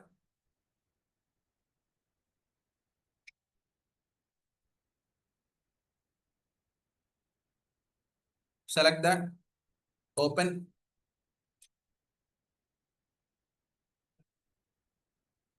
Select this only. Right. This time I want to do the data transformation. Last time I directly loaded. But this time, why am I doing the data transformation? Because just now I understood this column is not needed for my analysis. Then I'll go to the data transformation. The transformation platform is called Power Query Editor for us. So this is our data transformation platform, okay? So what all I can do here is I can do so many transformation things. I can group the data, I can remove the columns, I can filter out the data, I can append the data, I can merge the data, I can add new columns to the data, conditional columns, custom columns, indexing columns, and so many options are there. At this point, they may be sounding new, but simple steps let me do. This REQ column is there, right? Yeah, I want you to do this also today. Okay, this REQ column is there, right? So I want to check whether is it really useful or not, right? And my business clearly gave me a confirmation we are not using it. And also looking at the data also I can say that, okay? Because most of the things are nulls. how do you know that most of the things are nulls? One thing, you can scroll up, down and find out the nulls, but otherwise you see this small strip here, small color band there, right? Showing some, what is that, some teal color or something, and a gray color here. So the more gray, if it is present, that means more things are nulls there, right? You see, you don't have any gray shade here. So that means everything has a valid value there. Something or the other value is there. But if you see the gray color one, that means there are nulls. And if you hover the cursor there on that, and you see that only 28% of the data that is there in that column is valid, nothing but something is there. But rest of the 72%, almost like 248 records in this column, they are nulls, empties. Okay, that's the reason, we don't want to have this column. Business also, not asking me any questions on reporting on the REQ column. Then what is it I can do? I can delete it, right? For every column, it will show. Correct. Every column, it shows that column quality. You have three things in column quality: valid, error, empty. Valid, error, empty. Three things there. That's for every column. That's for every column. Yeah. From other column, just delete something, just not delete, just remove, so that we can just have example. So any of the columns means. Just remove any value. Huh. So that it will show us the box. Oh, good one. The question is this. Okay, if you remove any one of the values here, will it be automatically updated here? That is what we want to see. Excellent. Understand one thing, Power Query is a read-only platform. Means you cannot do any direct data manipulations. Nothing but, you just go to SL and hitting a delete button won't work. Because whatever is there in your source is coming as is into your Power Query editor. It's a read-only platform and you cannot delete a value here. But you said you get a question here, you only said I can do a lot of data transformations, right? What's wrong deleting one cell value here? It is also a data transformation step only, right? Yes, you can get rid of a particular value, but not by directly hitting a delete. Let's say if you don't want to see Michigan in your state list, if you want to get rid of all the Michigans, what you can do is that you need to filter that out, okay? You need to just uncheck Michigan here so that Michigan won't be there in your data at all. But going to a particular cell and fixing only one cell is not possible, right? Let's say It's like you have to hide the data. filter the data. Filtering the data is possible. Let's say if Michigan to be replaced with nulls, we can do that. Something like you have an option here that in the transform data, you have replace values, and I can say that Michigan should be replaced with nulls, okay? When I do that, click OK. All those things will turn into nulls, and then the percentage of the nulls will change automatically here. And whatever the step just now I performed, the step also I can see it here. And I told you, right, this uses mQuery code. You see that table.replace value, and it is the mQuery language, okay? So all those things are recorded in the form of steps. And as soon as you perform the step, you would see that step there. And if you don't want the step, usually in Excel, if you perform something and if you don't want that step to take place, what is it you do? Control Z, undo that, right? But here you don't have any undo. What is it you need to do? You need to go to the step and cross it. Delete it. Understood? Right.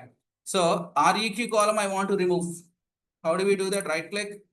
I can remove the column. And as soon as you attempt that step, you get that step here. Remove columns.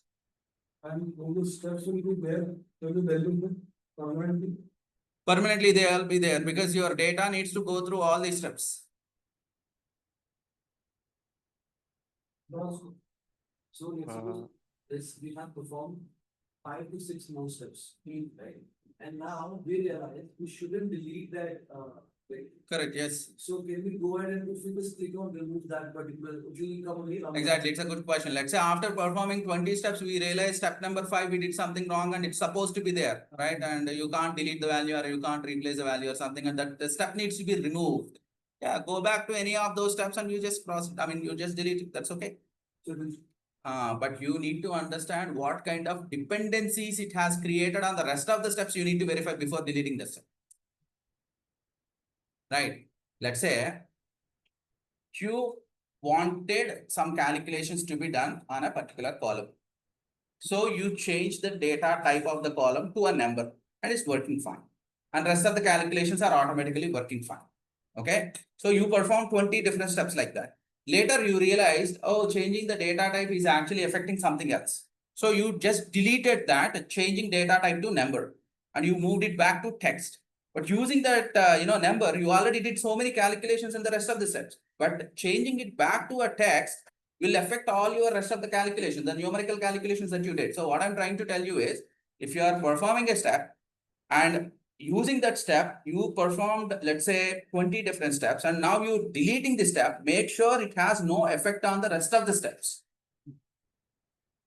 This is okay, you can go back and delete any of the steps. What if there is a relation and if we delete it without? Exactly, you will have to do that again. Every step to be done carefully again. So what we do this mistake. Sometimes it happens, right? And you deleted it, realized it is impacting, so many other columns. Then the entire process needs to be redone again. Okay. Done. So we just removed one column. I got a question here. I deleted that column from this data. Will there be any effect on your Excel file or not? No. Why no? We deleted a column, right? But you are using the data in a quality. Hmm. Not in the Excel data. Perfect. Understand this. In Excel, if you delete that column, yes, you are deleting that column permanently from there in the data. But when it comes to Power Query Editor, if you are doing any transformation like this, deleting something, filtering out something and all, or replacing something, it is only in the Power Query level you are doing. Your source has no effect of this step.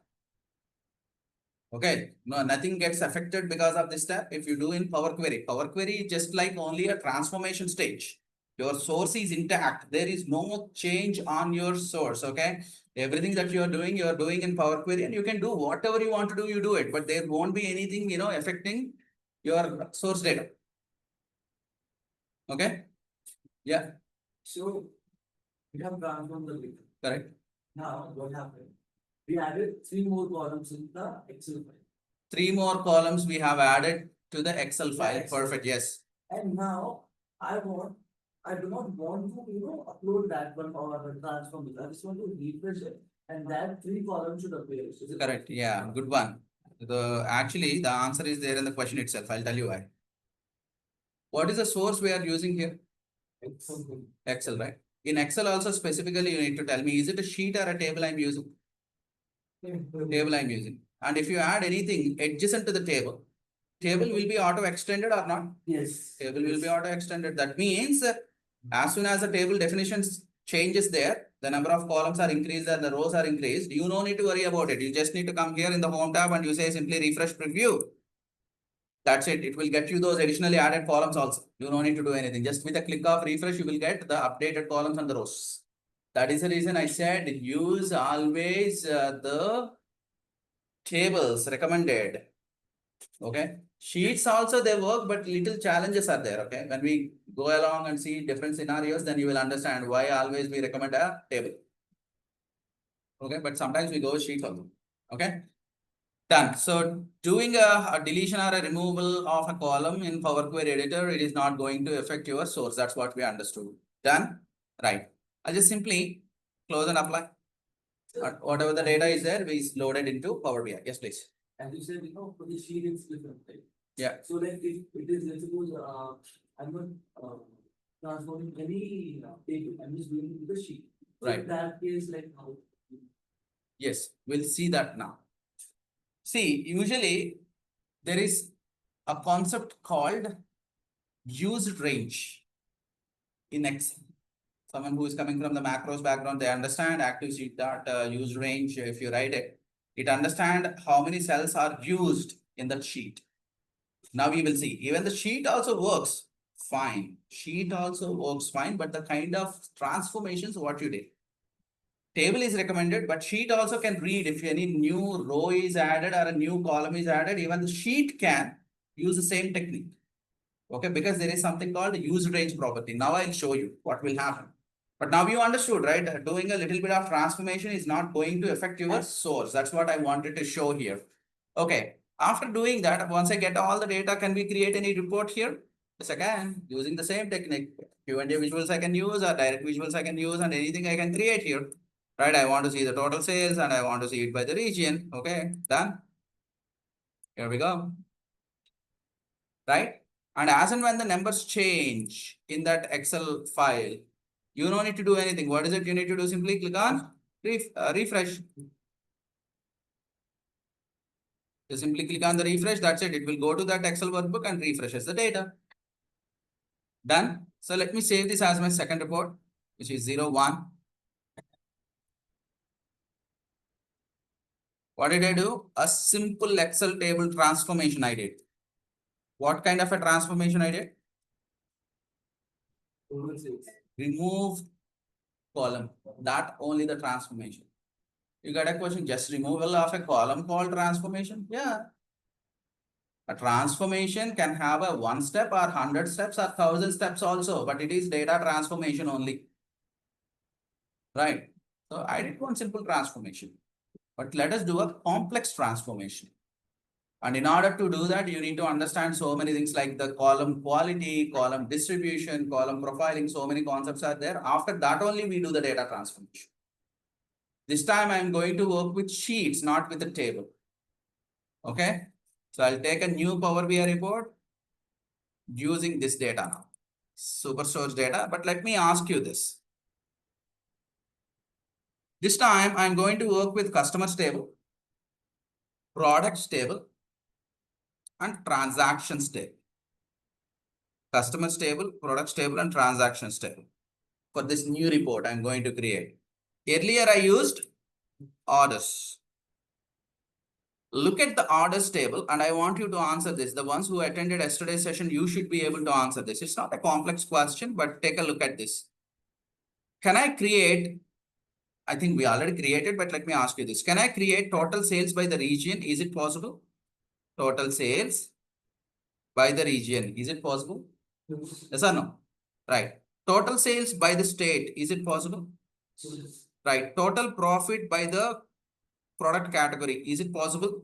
Yes, right. Everything is there in one table. If everything is there in one table, what kind of a data set we call it? Is it a normalized data or denormalized data? Normalized data. Normalized data. If everything is there in one place, is it normalized data or denormalized data? Let us go for voting. And I'll go with the majority. Okay. So what do you think? Is it like denormalized or normalized?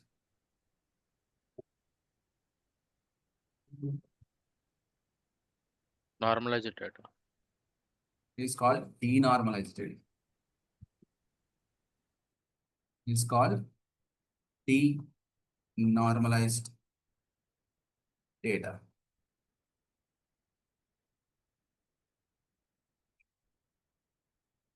Okay. If everything is there in one place, what do we call it? It's normalized, denormalized data. If everything is not there in one place and it is located in multiple tables, we call it normalized.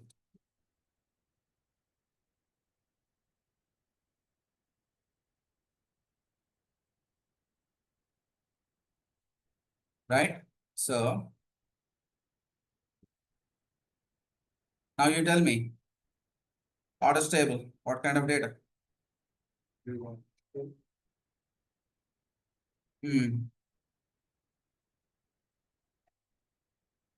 It's denormalized data. What is the benefit of denormalized data? As everything is there in one place, it's easy for us to create a report. But now I'm going to work with, take a look at this. You have the transactions table, you have the products table, and you have the customers table. Okay. I'm calling this as a table, though it's a sheet. Understand that I just have some structured data there. That's it. That's the reason I'm calling it as a table, but it's a sheet actually. Okay. Tell me something. I want to find out from, a total sales by the region. Can I answer this? Total sales by the region. Looking at this data itself, can I do that? Total sales by the region. Is it possible? I think reason is not there in this. Exactly, region is not there in this table, right? Then how can you do that? Okay, here we go. To do that, I'll use a customer ID. Picking up this customer ID, I'll go to the customers table, and using this customers table, I'll be able to pick the region.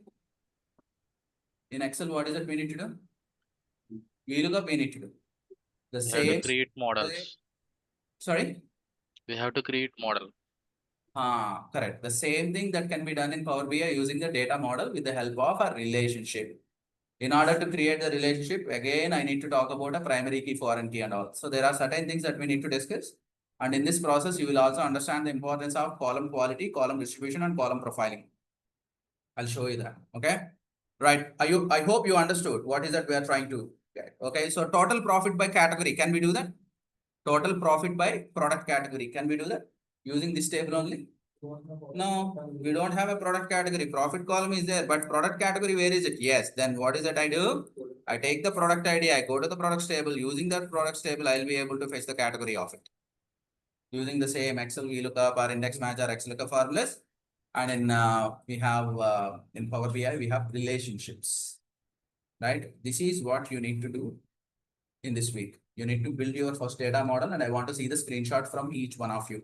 These things may be at this level sounding very easy. A few of you maybe, you would have explored it, these options and all. But I still want you to do this, because depending on these concepts only, we will be creating complex models as well in the future. Right? It's our first step. Done. Close it. So which one do you really enjoy the most as a data analyst? Denormalized data or normalized data? Denormalized. Why denormalized? Because everything is at the same. Yeah, everything is one place and less work, more happiness. Yes or no? But in the real time, all the data sets, they exist in the normal forms only. Nothing but no data you can find in a single table like this. Yes. Have to interact with multiple tables, create the relationships, or merge the tables, or join the tables. Then only you can get the final results. Done? Okay, so let us create our the very first data model. In this process, I'll show you a few of the steps, and I want you to enable those things and try that out. I am using a blank report here to get the data from Excel workbook, and Excel data is Superstores data.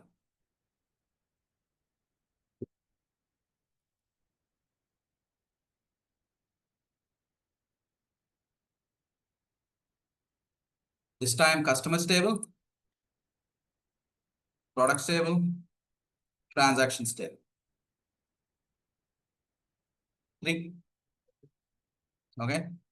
Customers, products, and transactions. If you combine all of them, that is equal to your orders table. Because the orders table is a denormalized data where all the data is present in one place. But now the kind of model that we are going to build is with customers table, products table, and transactions table. If you combine all 3 tables, it will become your orders table only. I guess we need orders table. Orders table that has all the consolidated data already.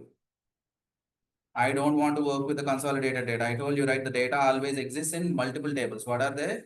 In here, we have customers table, products table, and transactions table. Combining all of them, that is equal to your orders table, which is the denormalized data. Okay, done. So I'll go to transform data. I cannot directly load it. I need to do a lot of modifications now. Let me take you through step by step. You will understand the challenges here in the data. Looking at something like this, okay, I have loaded 3 tables or 3 sheets data, but once it comes into Power Query, you need to call it as a query or a table only. You can call it a table. You have now how many tables? Customers table, products table, and transactions table. Let us go one by one and clean up the data. You get a question, why do I need to clean up? Everything is like well-structured table, right? Can't we directly connect the tables and get the output? No, not possible. I'll tell you why. Customers table, observe this carefully. Customers table, customer ID. Customers table, customer ID. What kind of a key? Yesterday we discussed. Primary key. Customers table, customer ID is a primary key. Excellent. So you tell me the 2 properties of primary key should satisfy. It must be unique. Can null. And it can't have nulls. Yeah, great. Yeah, customer ID is there. Customer ID is primary key. Are we okay? Why no? How do you know that there are nulls? Exactly, that gray color we discussed already. If you see the gray color, right? It may not be sometimes, we may not be so comfortable reading that small color strip there with, the teal or the green shade and this gray color. This is where I want you to pay attention on this, okay? View tab. You need to enable these features today. The first one is the column quality. Enable that. It's a one-time setup, by the way. Column quality. Once you enable that, you need to actually, it's like very hard to hover the cursor there and find out the percentages, right? But that will be directly available here. How much percentage of the values are valid and empty and there? Yeah, 77% valid, 23% empty. Customer stable, customer ID is a primary key. There is no way that it can have a null value, that we all know, because it's a primary key. You can't have a null value there. Then why it is showing nulls there? And you will be surprised. And let me go back to that Excel and find out if any null values are there in the customer table. Let us find out first. Go to the customer sheet.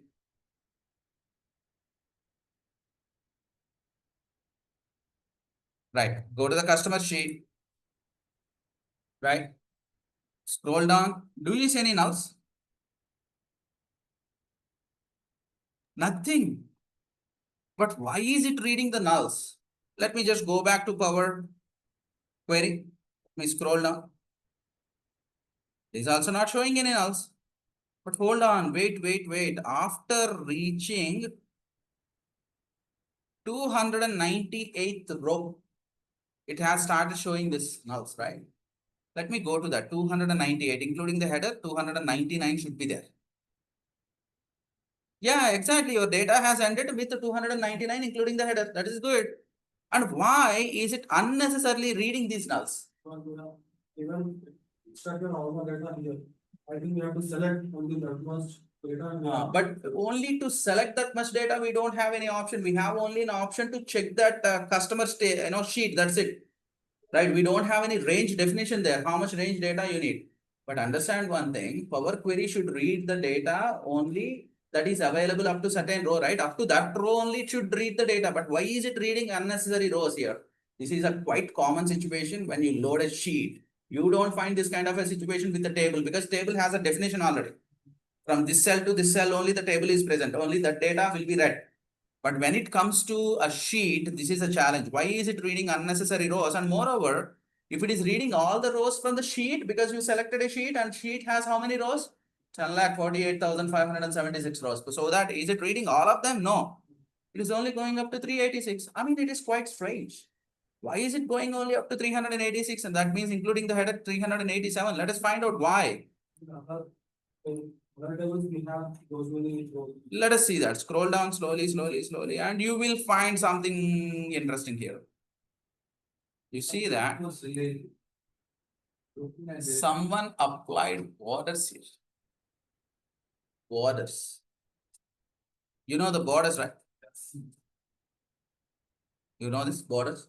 Yes. Someone applied the borders up to 387th row, excluding the header 386. Yes, it is exactly matching. You get a question there. Borders, it doesn't have any data in it, right?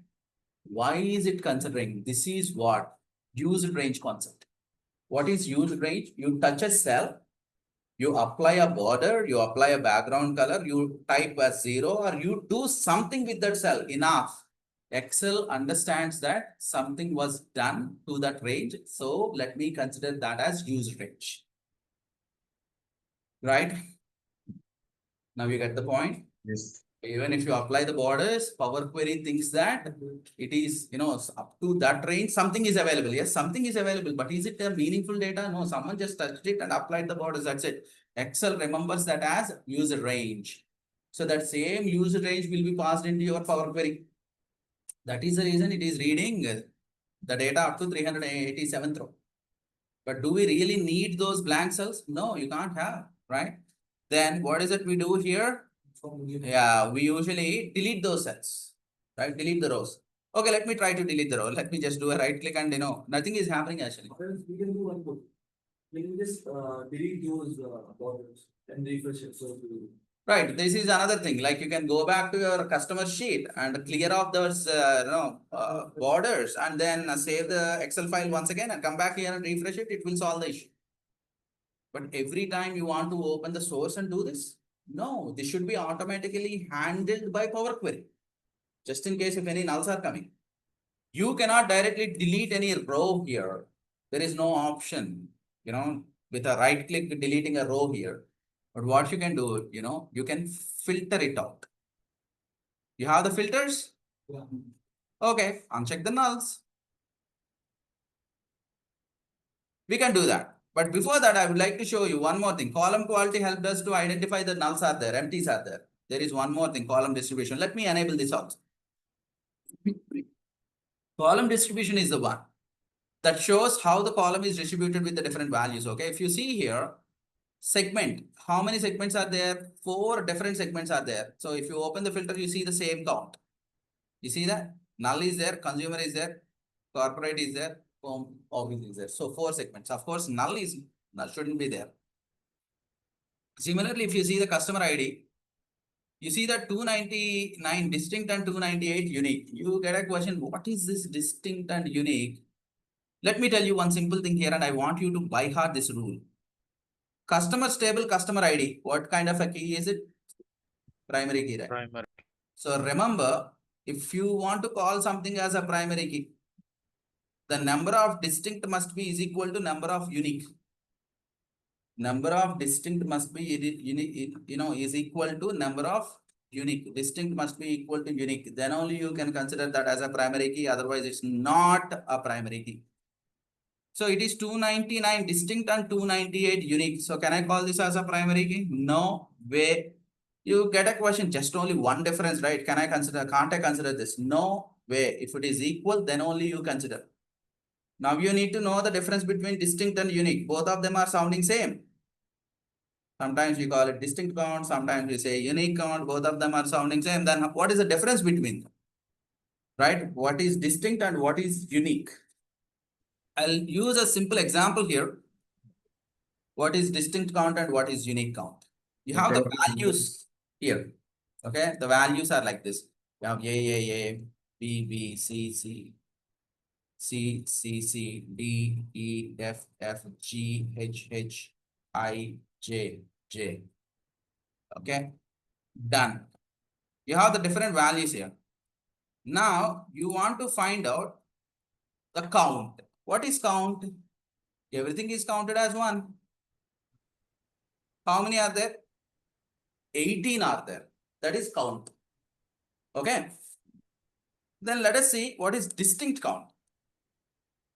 You know this distinct count means even though a value is repeated for multiple number of times, it will be counted only once. Nothing but A will be counted once, B counted once, C counted once, D, E, F counted once, G counted once, H counted once, I counted once, J counted once. So what is your distinct count? Distinct count is equal to how many? 10. So A to J, definitely how many characters are there? 10 characters are there. So that is distinct count. Distinct count means even though a value is repeated for multiple number of times, it will be counted only once. That is distinct count. Then what is unique count? Okay, and how it is different from distinct count? Unique count means the value must be present only once. Then only it will be counted. A can't be counted. No. Why? Because A is not available only once. A is there for multiple number of times. So A is not a unique count. B, no. Why? Because B is also there for multiple number of times. C, no. D, yes. E, yes. F, no. Why? Because F is available for multiple number of times. G, yes. H, no. Because H is multiple times. I, yes. J, no. Now, what is your unique count? Unique count is only 4. Means if something is available only once in that range, that will be counted as unique. What is the difference between distinct and unique? Distinct means a value may be repeated for multiple number of times, but it will be counted only once. Unique means the value existence itself is only once. Right? Now you tell me, if you take the distinct count is equal to unique count, what does it mean? Each and every value that is present only once in that range. No duplication there. Nothing but it's a qualified as a primary key. Now you get it? Very, very important. And there are 3 questions, close to 2 to 3 questions in PL 300 exam about the same concept. What is the difference between distinct count and unique count? Okay, remember distinct count is always included with the unique count. Yes or no? Distinct count is always included with unique count. If it is unique, it is anyways distinct only. You got the point? So if a column showing both the distinct count is equal to unique count, then only we can consider that as a primary key. Even if one difference is there, you cannot say it is a primary key. Why we had this issue, here 299 distinct and 298 unique because of that null only. That null value. So what is it I need to do? I need to get rid of that. Nulls are repeated for multiple number of times, but how many times it will be counted? Once. So that is the reason the distinct count has increased by 1 here. If I uncheck the null, nothing but filter out the nulls. What will happen here? All the nulls will be removed. Now you see this. 298 distinct and 298 unique. Now is it a primary key? Yes, it is. Yes, it is a primary key. How do you know that? Because distinct is equal to unique. Remember this, it's very, very easy to say something is a primary key or not. What are the things that it needs to satisfy? It must be unique and not null. Not a null. Exclude the nulls. Yes, 298 distinct and 298 unique. Done. Right. Now you have one more thing that you need to verify. I think you understood what is the column, quality and column distribution, how it is working.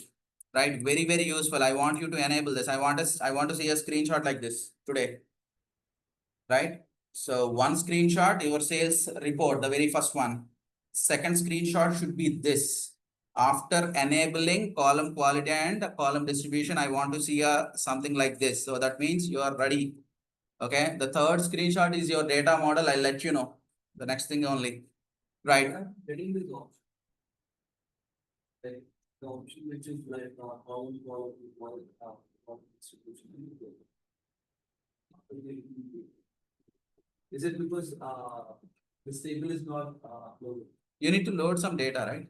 Then only you can see those things. Some data should be there, then only it will help you to see the column quality and the distribution. We have column profiling also. Column profiling, rarely we enable this. Depends, okay? When I enable the column profiling and it shows the entire story of the column, okay? If I select the segment, it's saying the segments, yeah, total 298 count is there. Consumer segment, these many times it is there. Corporate is these many times, and home office these many times, and minimum number of times is this, maximum number of times. I mean, the minimum value and the maximum value, of course, on a text content, it doesn't make much sense what is minimum, maximum, but on a number content, it makes sense. What is the minimum value, maximum value? Column profiling, it depends. Okay, sometimes only we enable, but otherwise we only usually go with this column quality and distribution. Done. Now I want you to go one by one, and you will definitely find something not okay. Country, one distinct, zero unique. That means how many countries are there in our data? Only one country. That is Only one country. number of times. We are only working with USA. Why it was showing unique as 0 because we don't have anything else, Only once. None of the value is present in this column that is there only once. None of them there because we are only handling United States, right? Data there, and United States is repeated for multiple number of times. Okay, this is okay. This is okay. I want you to take a look at the region. I think you should get a question definitely on the region column. I want you to find out and tell me. Hmm.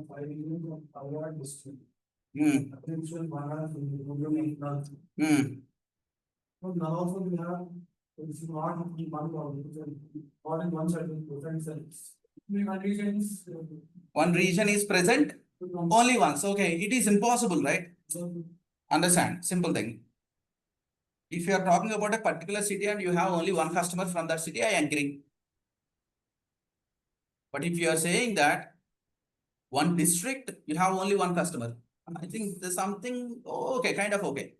One state, only one customer, I mean, not okay. One region, only one customer, I mean, it's not logically making sense because for the entire region, only one customer, you are operating your business only for one customer there from the entire region. It is not sounding okay. Then whenever we get this kind of a question, right? Region is a bigger place, right? That has the states inside, that has the cities inside from entire region, you have only one customer, not sounding okay. Then that's when we just open this drop down. I think you can easily figure this out. Something is not okay there. What is it? Plus, yeah, some Exactly. two times. Test is there 2 times. Usually in Excel kind of an environment, in a filter, if you see these things, it groups them, even though the casing is not same. But understand Power Query is a case sensitive one, case sensitive language also. You need to be really careful with the casing. If you type a smaller case W and uppercase W, it will be treated as 2 different values. So what is it you do usually in Excel if there is a smaller case, uppercase thing? What is it you do in Excel formulas? Which formula is it? Proper formula is the one that you need to use. Proper formula is the one, first character is uppercase, rest of the characters lowercase. You remember, right? Yes. Excel for proper. Yeah. But do we have any direct proper formula available here? No, but this is what I do. Right click, transform, capitalize each word. Capitalize each word is nothing but your proper case only. Okay, each character, first character of the word will be in uppercase. The moment you do this, capitalize each word, which is equal to your proper case formula. Observe that what happened? 4 distinct and 0 unique. This is what we want. This is correct. So all those regions now grouped into correct ones. So Power Query, is it a case sensitive language? Yes, it is. Remember this.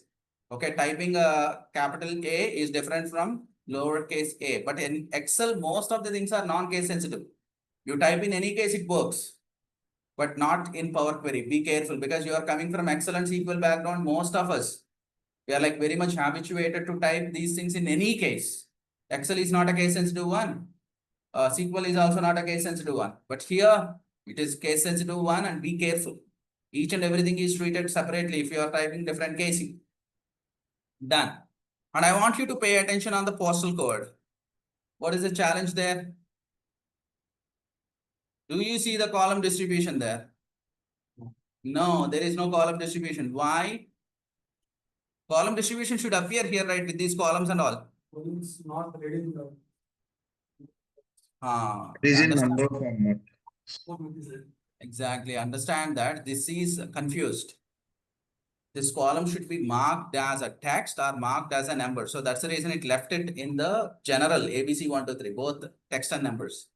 But tell me something, using the postal code, are we going to do any arithmetic calculations like sum of postal codes or something? No, right? So let us do one thing. As it has a mix of text and the numbers, my recommendation, put everything into text only. We do the same thing in Excel also. Excel text format and numbers. We would have discussed this, right? We discuss usually, right? So mark everything else text. Then yes, postal codes now being recognized as text, and now the column distribution will also come. So understand, whenever you don't see the column distribution, that is because of the data type. It left that data type in general format, and you need to use appropriate data type for that. Done. Viewing options, you have the column quality, column distribution, and column profiling. I want you to explore these options and enable them and see how your data appears. Very, very, very important, okay? These things may be sounding easy, but if you do not fix these things before loading the data into the data model, you will run into a lot of challenges. Later, you may be thinking, okay, why my report is not working as expected? Because your data type is not recognized correctly in first place. And where we do all these things? In the Power Query only, in the view and column distribution, column quality options. This is what we do, right? So do we see any other issues with our data? Let's do one thing, one by one. Let us verify. Customer ID, alphanumeric ABC.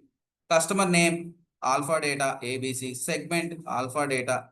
Text data, country text data, city text data, states text data, and everything is text data only. And I don't have any issues with the unique counts and distinct counts. So with that, customers table is ready, right? And moreover, customers table, yes, we were able to fix the primary key issue also. Primary key means a distinct count must be equal to unique count. Have you observed something? Whenever I'm opening a filter, you observed something? Was I, yeah. Did I click OK or cancel whenever I open the filter? Okay, here we go. Usually in Excel, after opening the filter, even if you don't select anything, we have a habit of clicking OK. All of the Excel users, including myself, okay? But I've realized it actually records an unnecessary step. In Excel, we don't have an issue, after opening the filter, you see that, okay, consumer, corporate, okay, we are good. And as soon as we see that, okay, things are good, we are not applying any filter, but what is it we do? We simply click OK, right? But if I click OK, observe this here, okay? It records an unnecessary step. Be careful with these unnecessary steps. And you may think like, okay, it's a simple filtering step only, right? What is that I really need to worry? Because it is a small table. It is a small step, it's okay.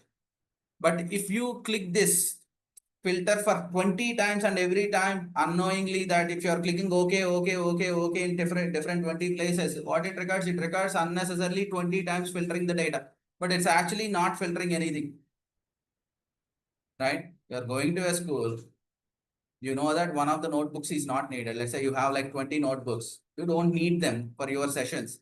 But if you are using them every time you are keeping them in your bag, does it really add any value? If you are not using them, why do you want to carry them? If you are not filtering anything, why do you want to have it here? Now you got the point. So what is that we do? Just delete the step. Whenever you open the filter, remember, unless you really want to filter something, it's fine, it's okay. After filtering something, if you want to click OK, it's fine. But otherwise, it is recommended always to click cancel. Then there won't be any additional step. It may be sounding a silly step, but it can create a lot of issue. Especially, unknowingly we click this OK for multiple number of times. It adds so many steps there, right? So is it okay to click OK after opening the filter without filtering anything? No. Click always cancel. Okay, or hit escape. Okay, if you are not filtering anything. So with that, the customers table is ready. Done. Maybe thinking a small table takes this much time. Yes, it took this much time is because we are talking about each and every feature. Products table, now it's going to be easy because you know the basics. Let's go there. Products table, we have a different issue altogether here. What kind of an issue? I think you can easily find this out. If you want to call something as a table in Excel also, we discuss the same rule. What is mandatory for a table? In any kind of a data set or a range, be it a table, data set or a range, something is mandatory there. Headings, perfect. Headers are mandatory. Headers are mandatory. But do we have the headers here? If you take a look at the customers table, you have the customer ID, customer name and all, fine. But here we have column 1, 2, 3, 4. Can you find out why? Because yeah, the headers are there as part of the data, not as headers here. Product ID should be here. Category should be here. You know why it couldn't do that? Because everything is recognized as text data type. It's unable to take a decision whether this first row is a headers or not. In our previous customers table, promoted as headers, Power Query was able to do it automatically. But in this case, it couldn't do it. So what is that you need to do? You need to tell Power Query that, yeah, first row has the headers. Please move this first row to the headers position. You have a direct option here. Use first row as headers. Right. Why it couldn't take the first row as headers? Okay, you tell me column 1. What kind of a data that you have? Text. Column 2, text. Column 3, text. Column 4 also text. Everything is text only. It is unable to decide whether is it part of the data or is it a header.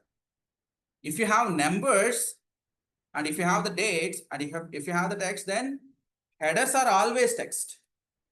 Headers are always text, yes or no? Do we see dates in the headers? Do we see numbers in the headers? No, we see headers with the text only.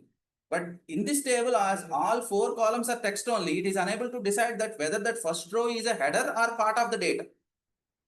Now you got the point? So what we need to do, you need to manually say Power Query that, yeah, first row is a header, please move it. So use first row as a header. And yeah, you want, just click only once, okay?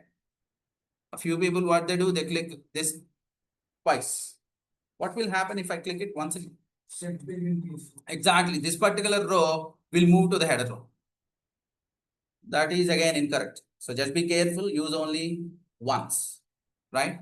Now, do we have any issue? I think you can easily answer this. Product table, product ID. What kind of a key is it? Key.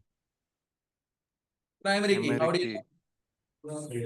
Exactly. So Same unique. thing. Product table, product ID is a primary key. Is it qualified as a primary key? The second question. 48 distinct, 48 Yes, 48 distinct and 48 unique. Excellent. Right?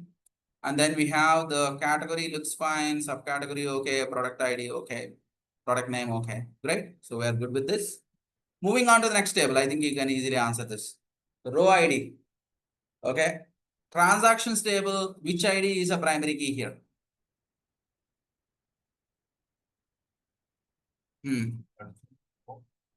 Transactions table, which ID is a primary key? Take a look at the data. I think I found out something already.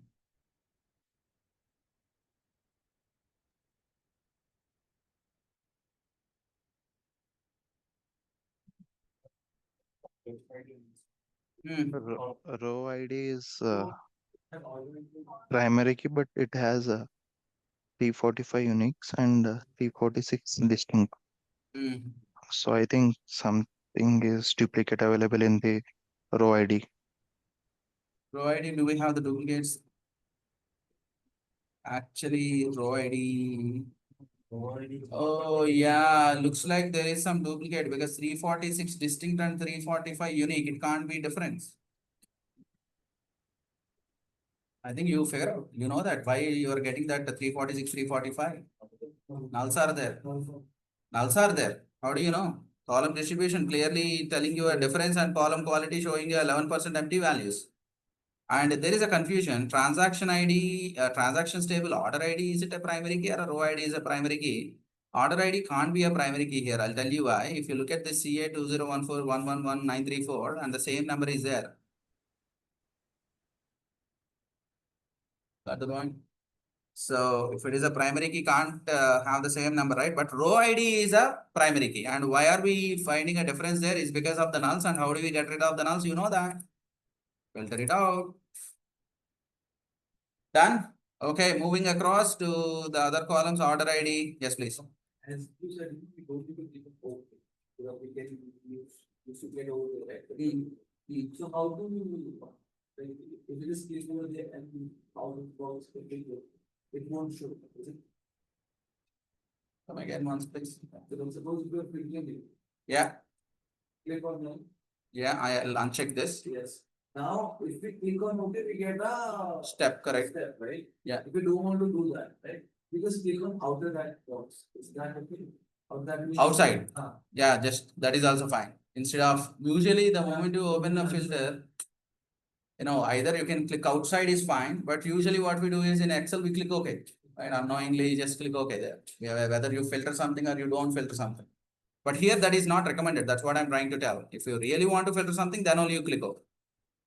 Okay. Then now is it qualified as a primary key? Yes, 345, 345. Because of those nulls, right? We saw the difference. And order ID, order date. You see this calendar icon? It's a date data type. If you see a calendar icon with a time clock symbol, it's date time. Only the clock symbol, it is only time. Okay. You can change the data types. Very easy to change the data types. When I was working with the click, to change the data types, you need to write each and every column and the data type that you want to get there. It's like not that easy actually, but here it's a simple step based, right? Rest of the things, ship mode, we are good. Customer ID, we are good. Product ID, we are good, right? Sales 1.2, nothing but decimal number. Okay, quantity 123, whole number. Great, 1.2 discount. And by the way, this discount, you can mark it like a percentage also if you want, right? This is percentage only, 70% discount, 20% discount. Profit 1.2 decimal. This is also good. Great. We have 3 tables.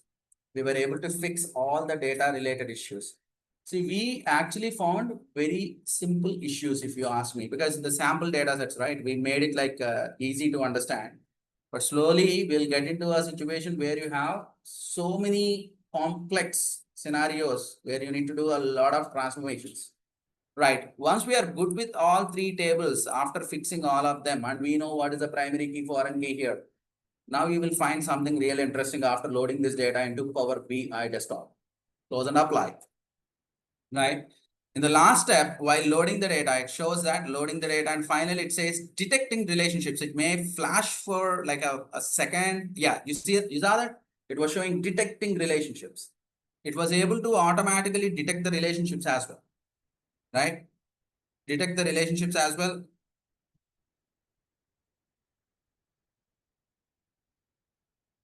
Done. So here we go. I want you to pay attention on these three, first three, okay? You have the recent two things got added, amen. I need to explore them. The first one is the report view. View we learned in the Power Query. Now let us see the different views here. Report view, table view, model view. Three views. Report view, this is where we build our reports. Now we are going to do that. Second one, table view. This is where you see the data that is coming from the customers table, products table, transactions table. Table view. You can see the data here. Again, this is also a read-only platform. You cannot manipulate or modify any data here. If you want to change any of the numbers, you need to change in the source. Okay, in your superstores data, there you need to change it, not here, right? And the last one is model view. You will be surprised to see a model has already been created here, right? Three tables and they have the connections. What are those connections? I'll show you. But before doing that, I want to create a simple visual here. Let me just remove it. I want you to try this out, a clustered column chart today. On the clustered column chart, what I want to show is the first one. I want to show the region from the customers table. And I want to show the sales from the transactions table. I'll be really surprised to see this view. Why? Because region is coming from which table? Customers table. Sales is coming from which table? Two different columns I'm using from two different tables, but it is able to create a view showing East has this much sales. Okay, West has this much, Central has this much, and South has this much. How is it possible?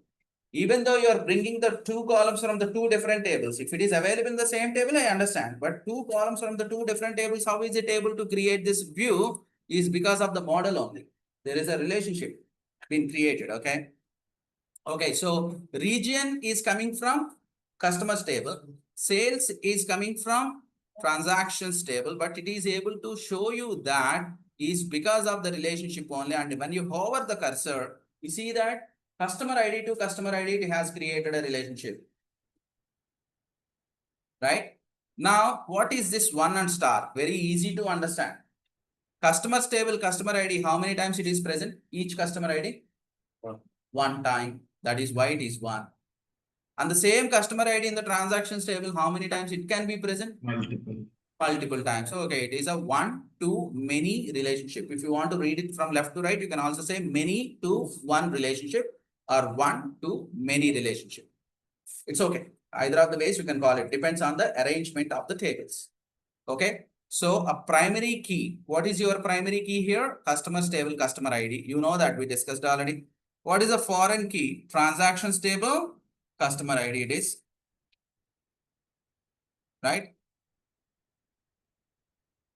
Done. So similarly, if you hover the cursor here, what is it? Products table, product ID is a primary key. The same product ID in the transactions table is a foreign key. Perfect. So I'll do one thing. I'll create one more clustered column chart. This time I will use category and the sales. Okay, perfect. You see that? It's only showing for furniture value and all. Okay. You get a question. How did it create those relationships automatically? How did it know like customer ID is a common key between them or product ID is common key? Because spellings are matching, data type is matching, it is able to create a relationship. So there is a feature available. There is something called in the options and settings. We'll talk more and more about this automatic auto detection of the relationships. In the current data load, there is an option. By default, it is enabled. Auto detection of the relationship. Auto detection, did you find it like a useful feature? Yeah. Right, because it is able to automatically detect the relationship between the tables, right? Yeah, as a beginner, you may be thinking it's a great feature, but once you start working with the advanced models, you will find difficulties with the same feature. I'll tell you why. Customer stable ID is there, column. Customer stable ID. Product stable ID is there. Transaction stable ID is there. Customer stable ID refers to customer ID. Product stable ID refers to product ID. Transaction stable ID refers to transaction ID. Because ID is there, it randomly creates the relationships because everything is looking same. You're getting it. As a beginner, you may be thinking it is like a great feature. But once you start working with an advanced models and all, you will find really, big challenges there. So our recommendation is always to turn it off.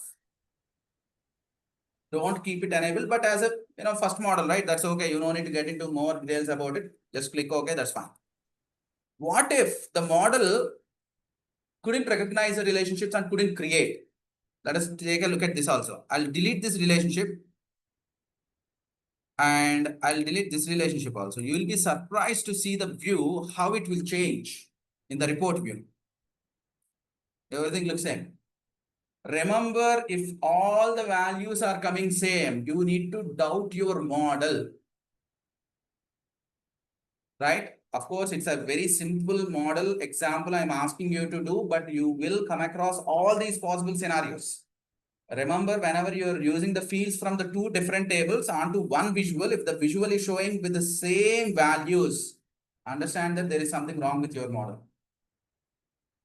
Okay, if everything is coming with the same value, understand that there is no relationship between the tables, right? So let me put it back.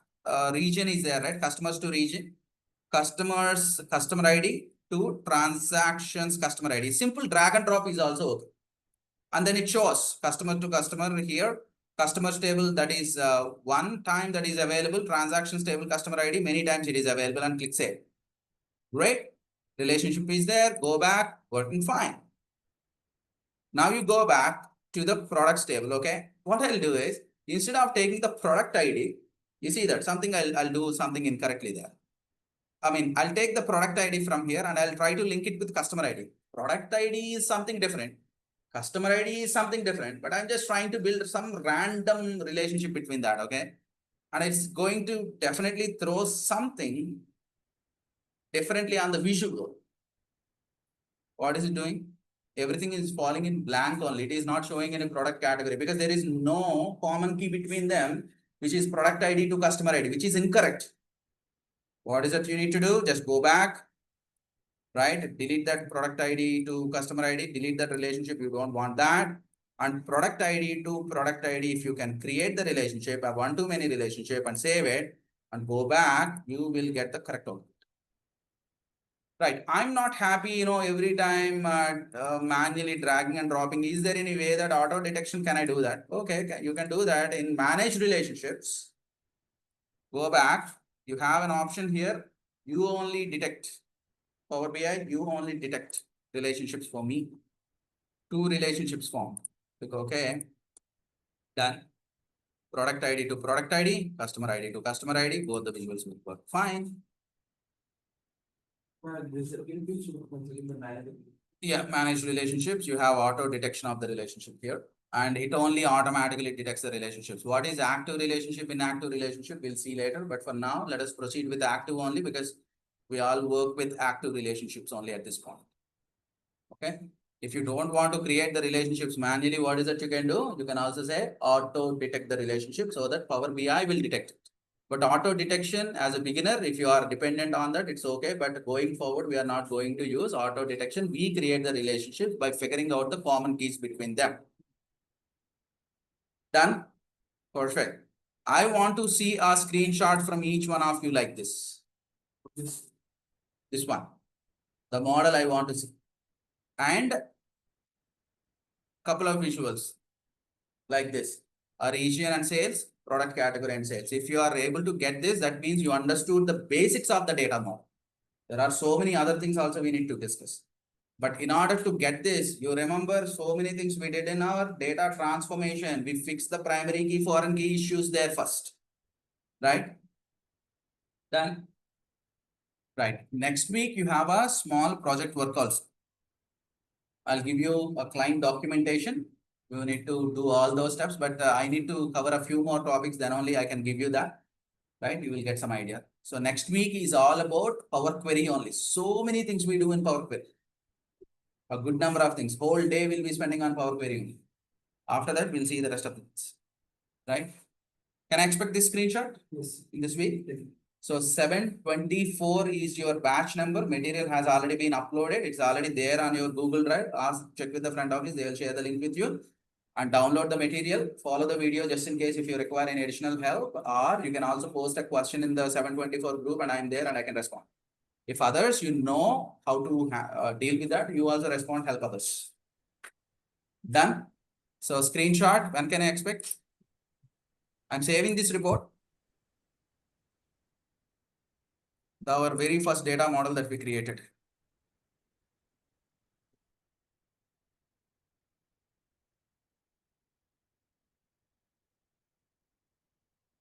By this Wednesday. Sure. A few of you get some time, maybe today, tomorrow also. But by Wednesday, I want you to be ready. You can use any other data also. So that's fine. If your company data has it. By any chance, can you access Google Drive to your company's laptop? Yeah. Yeah, you try to access your own Google Drive first. That is there, then the shared files you can download and you can start creating. Yeah. Fine then. So share the screenshots. How many you need to do? Sales report screenshot you need to do. Column quality distribution that you enable that you need to do. The third one, data model you need to do. Finally, a report with a couple of charts that are consuming the data from multiple tables you need to. 4 screenshot I am expecting from each one of you. Post in one go. Once you are done with all of them, post them in one go. Right? Do not post only column quality thing today and tomorrow one more. No, once you are done with all of them, take a screenshot in all 4 screenshots in one go, you post it so that I'll understand like whether how much you practiced. Okay. Material, I want you to talk to the front office right away, get the material. Material can be downloaded. Column quality, column distribution is a single screenshot. Sales report, I asked you to use it, Q&A and create it, that is another. This view is one and this view is one. So altogether 4 screenshots have What is the name of this? This is model view. Model view and a report view. This is the last step that you need to do.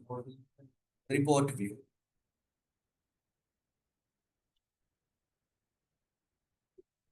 Right? Please be ready with all the concepts because going forward, it's going to be a little complex also. If you are ready with these simple things, then slowly you will understand the topics. Right? Model view, report view, and then Column quality distribution in one go. Column quality and distribution is a single screenshot. Quality and distribution. And the last one is the report, the sales report sample that we created. And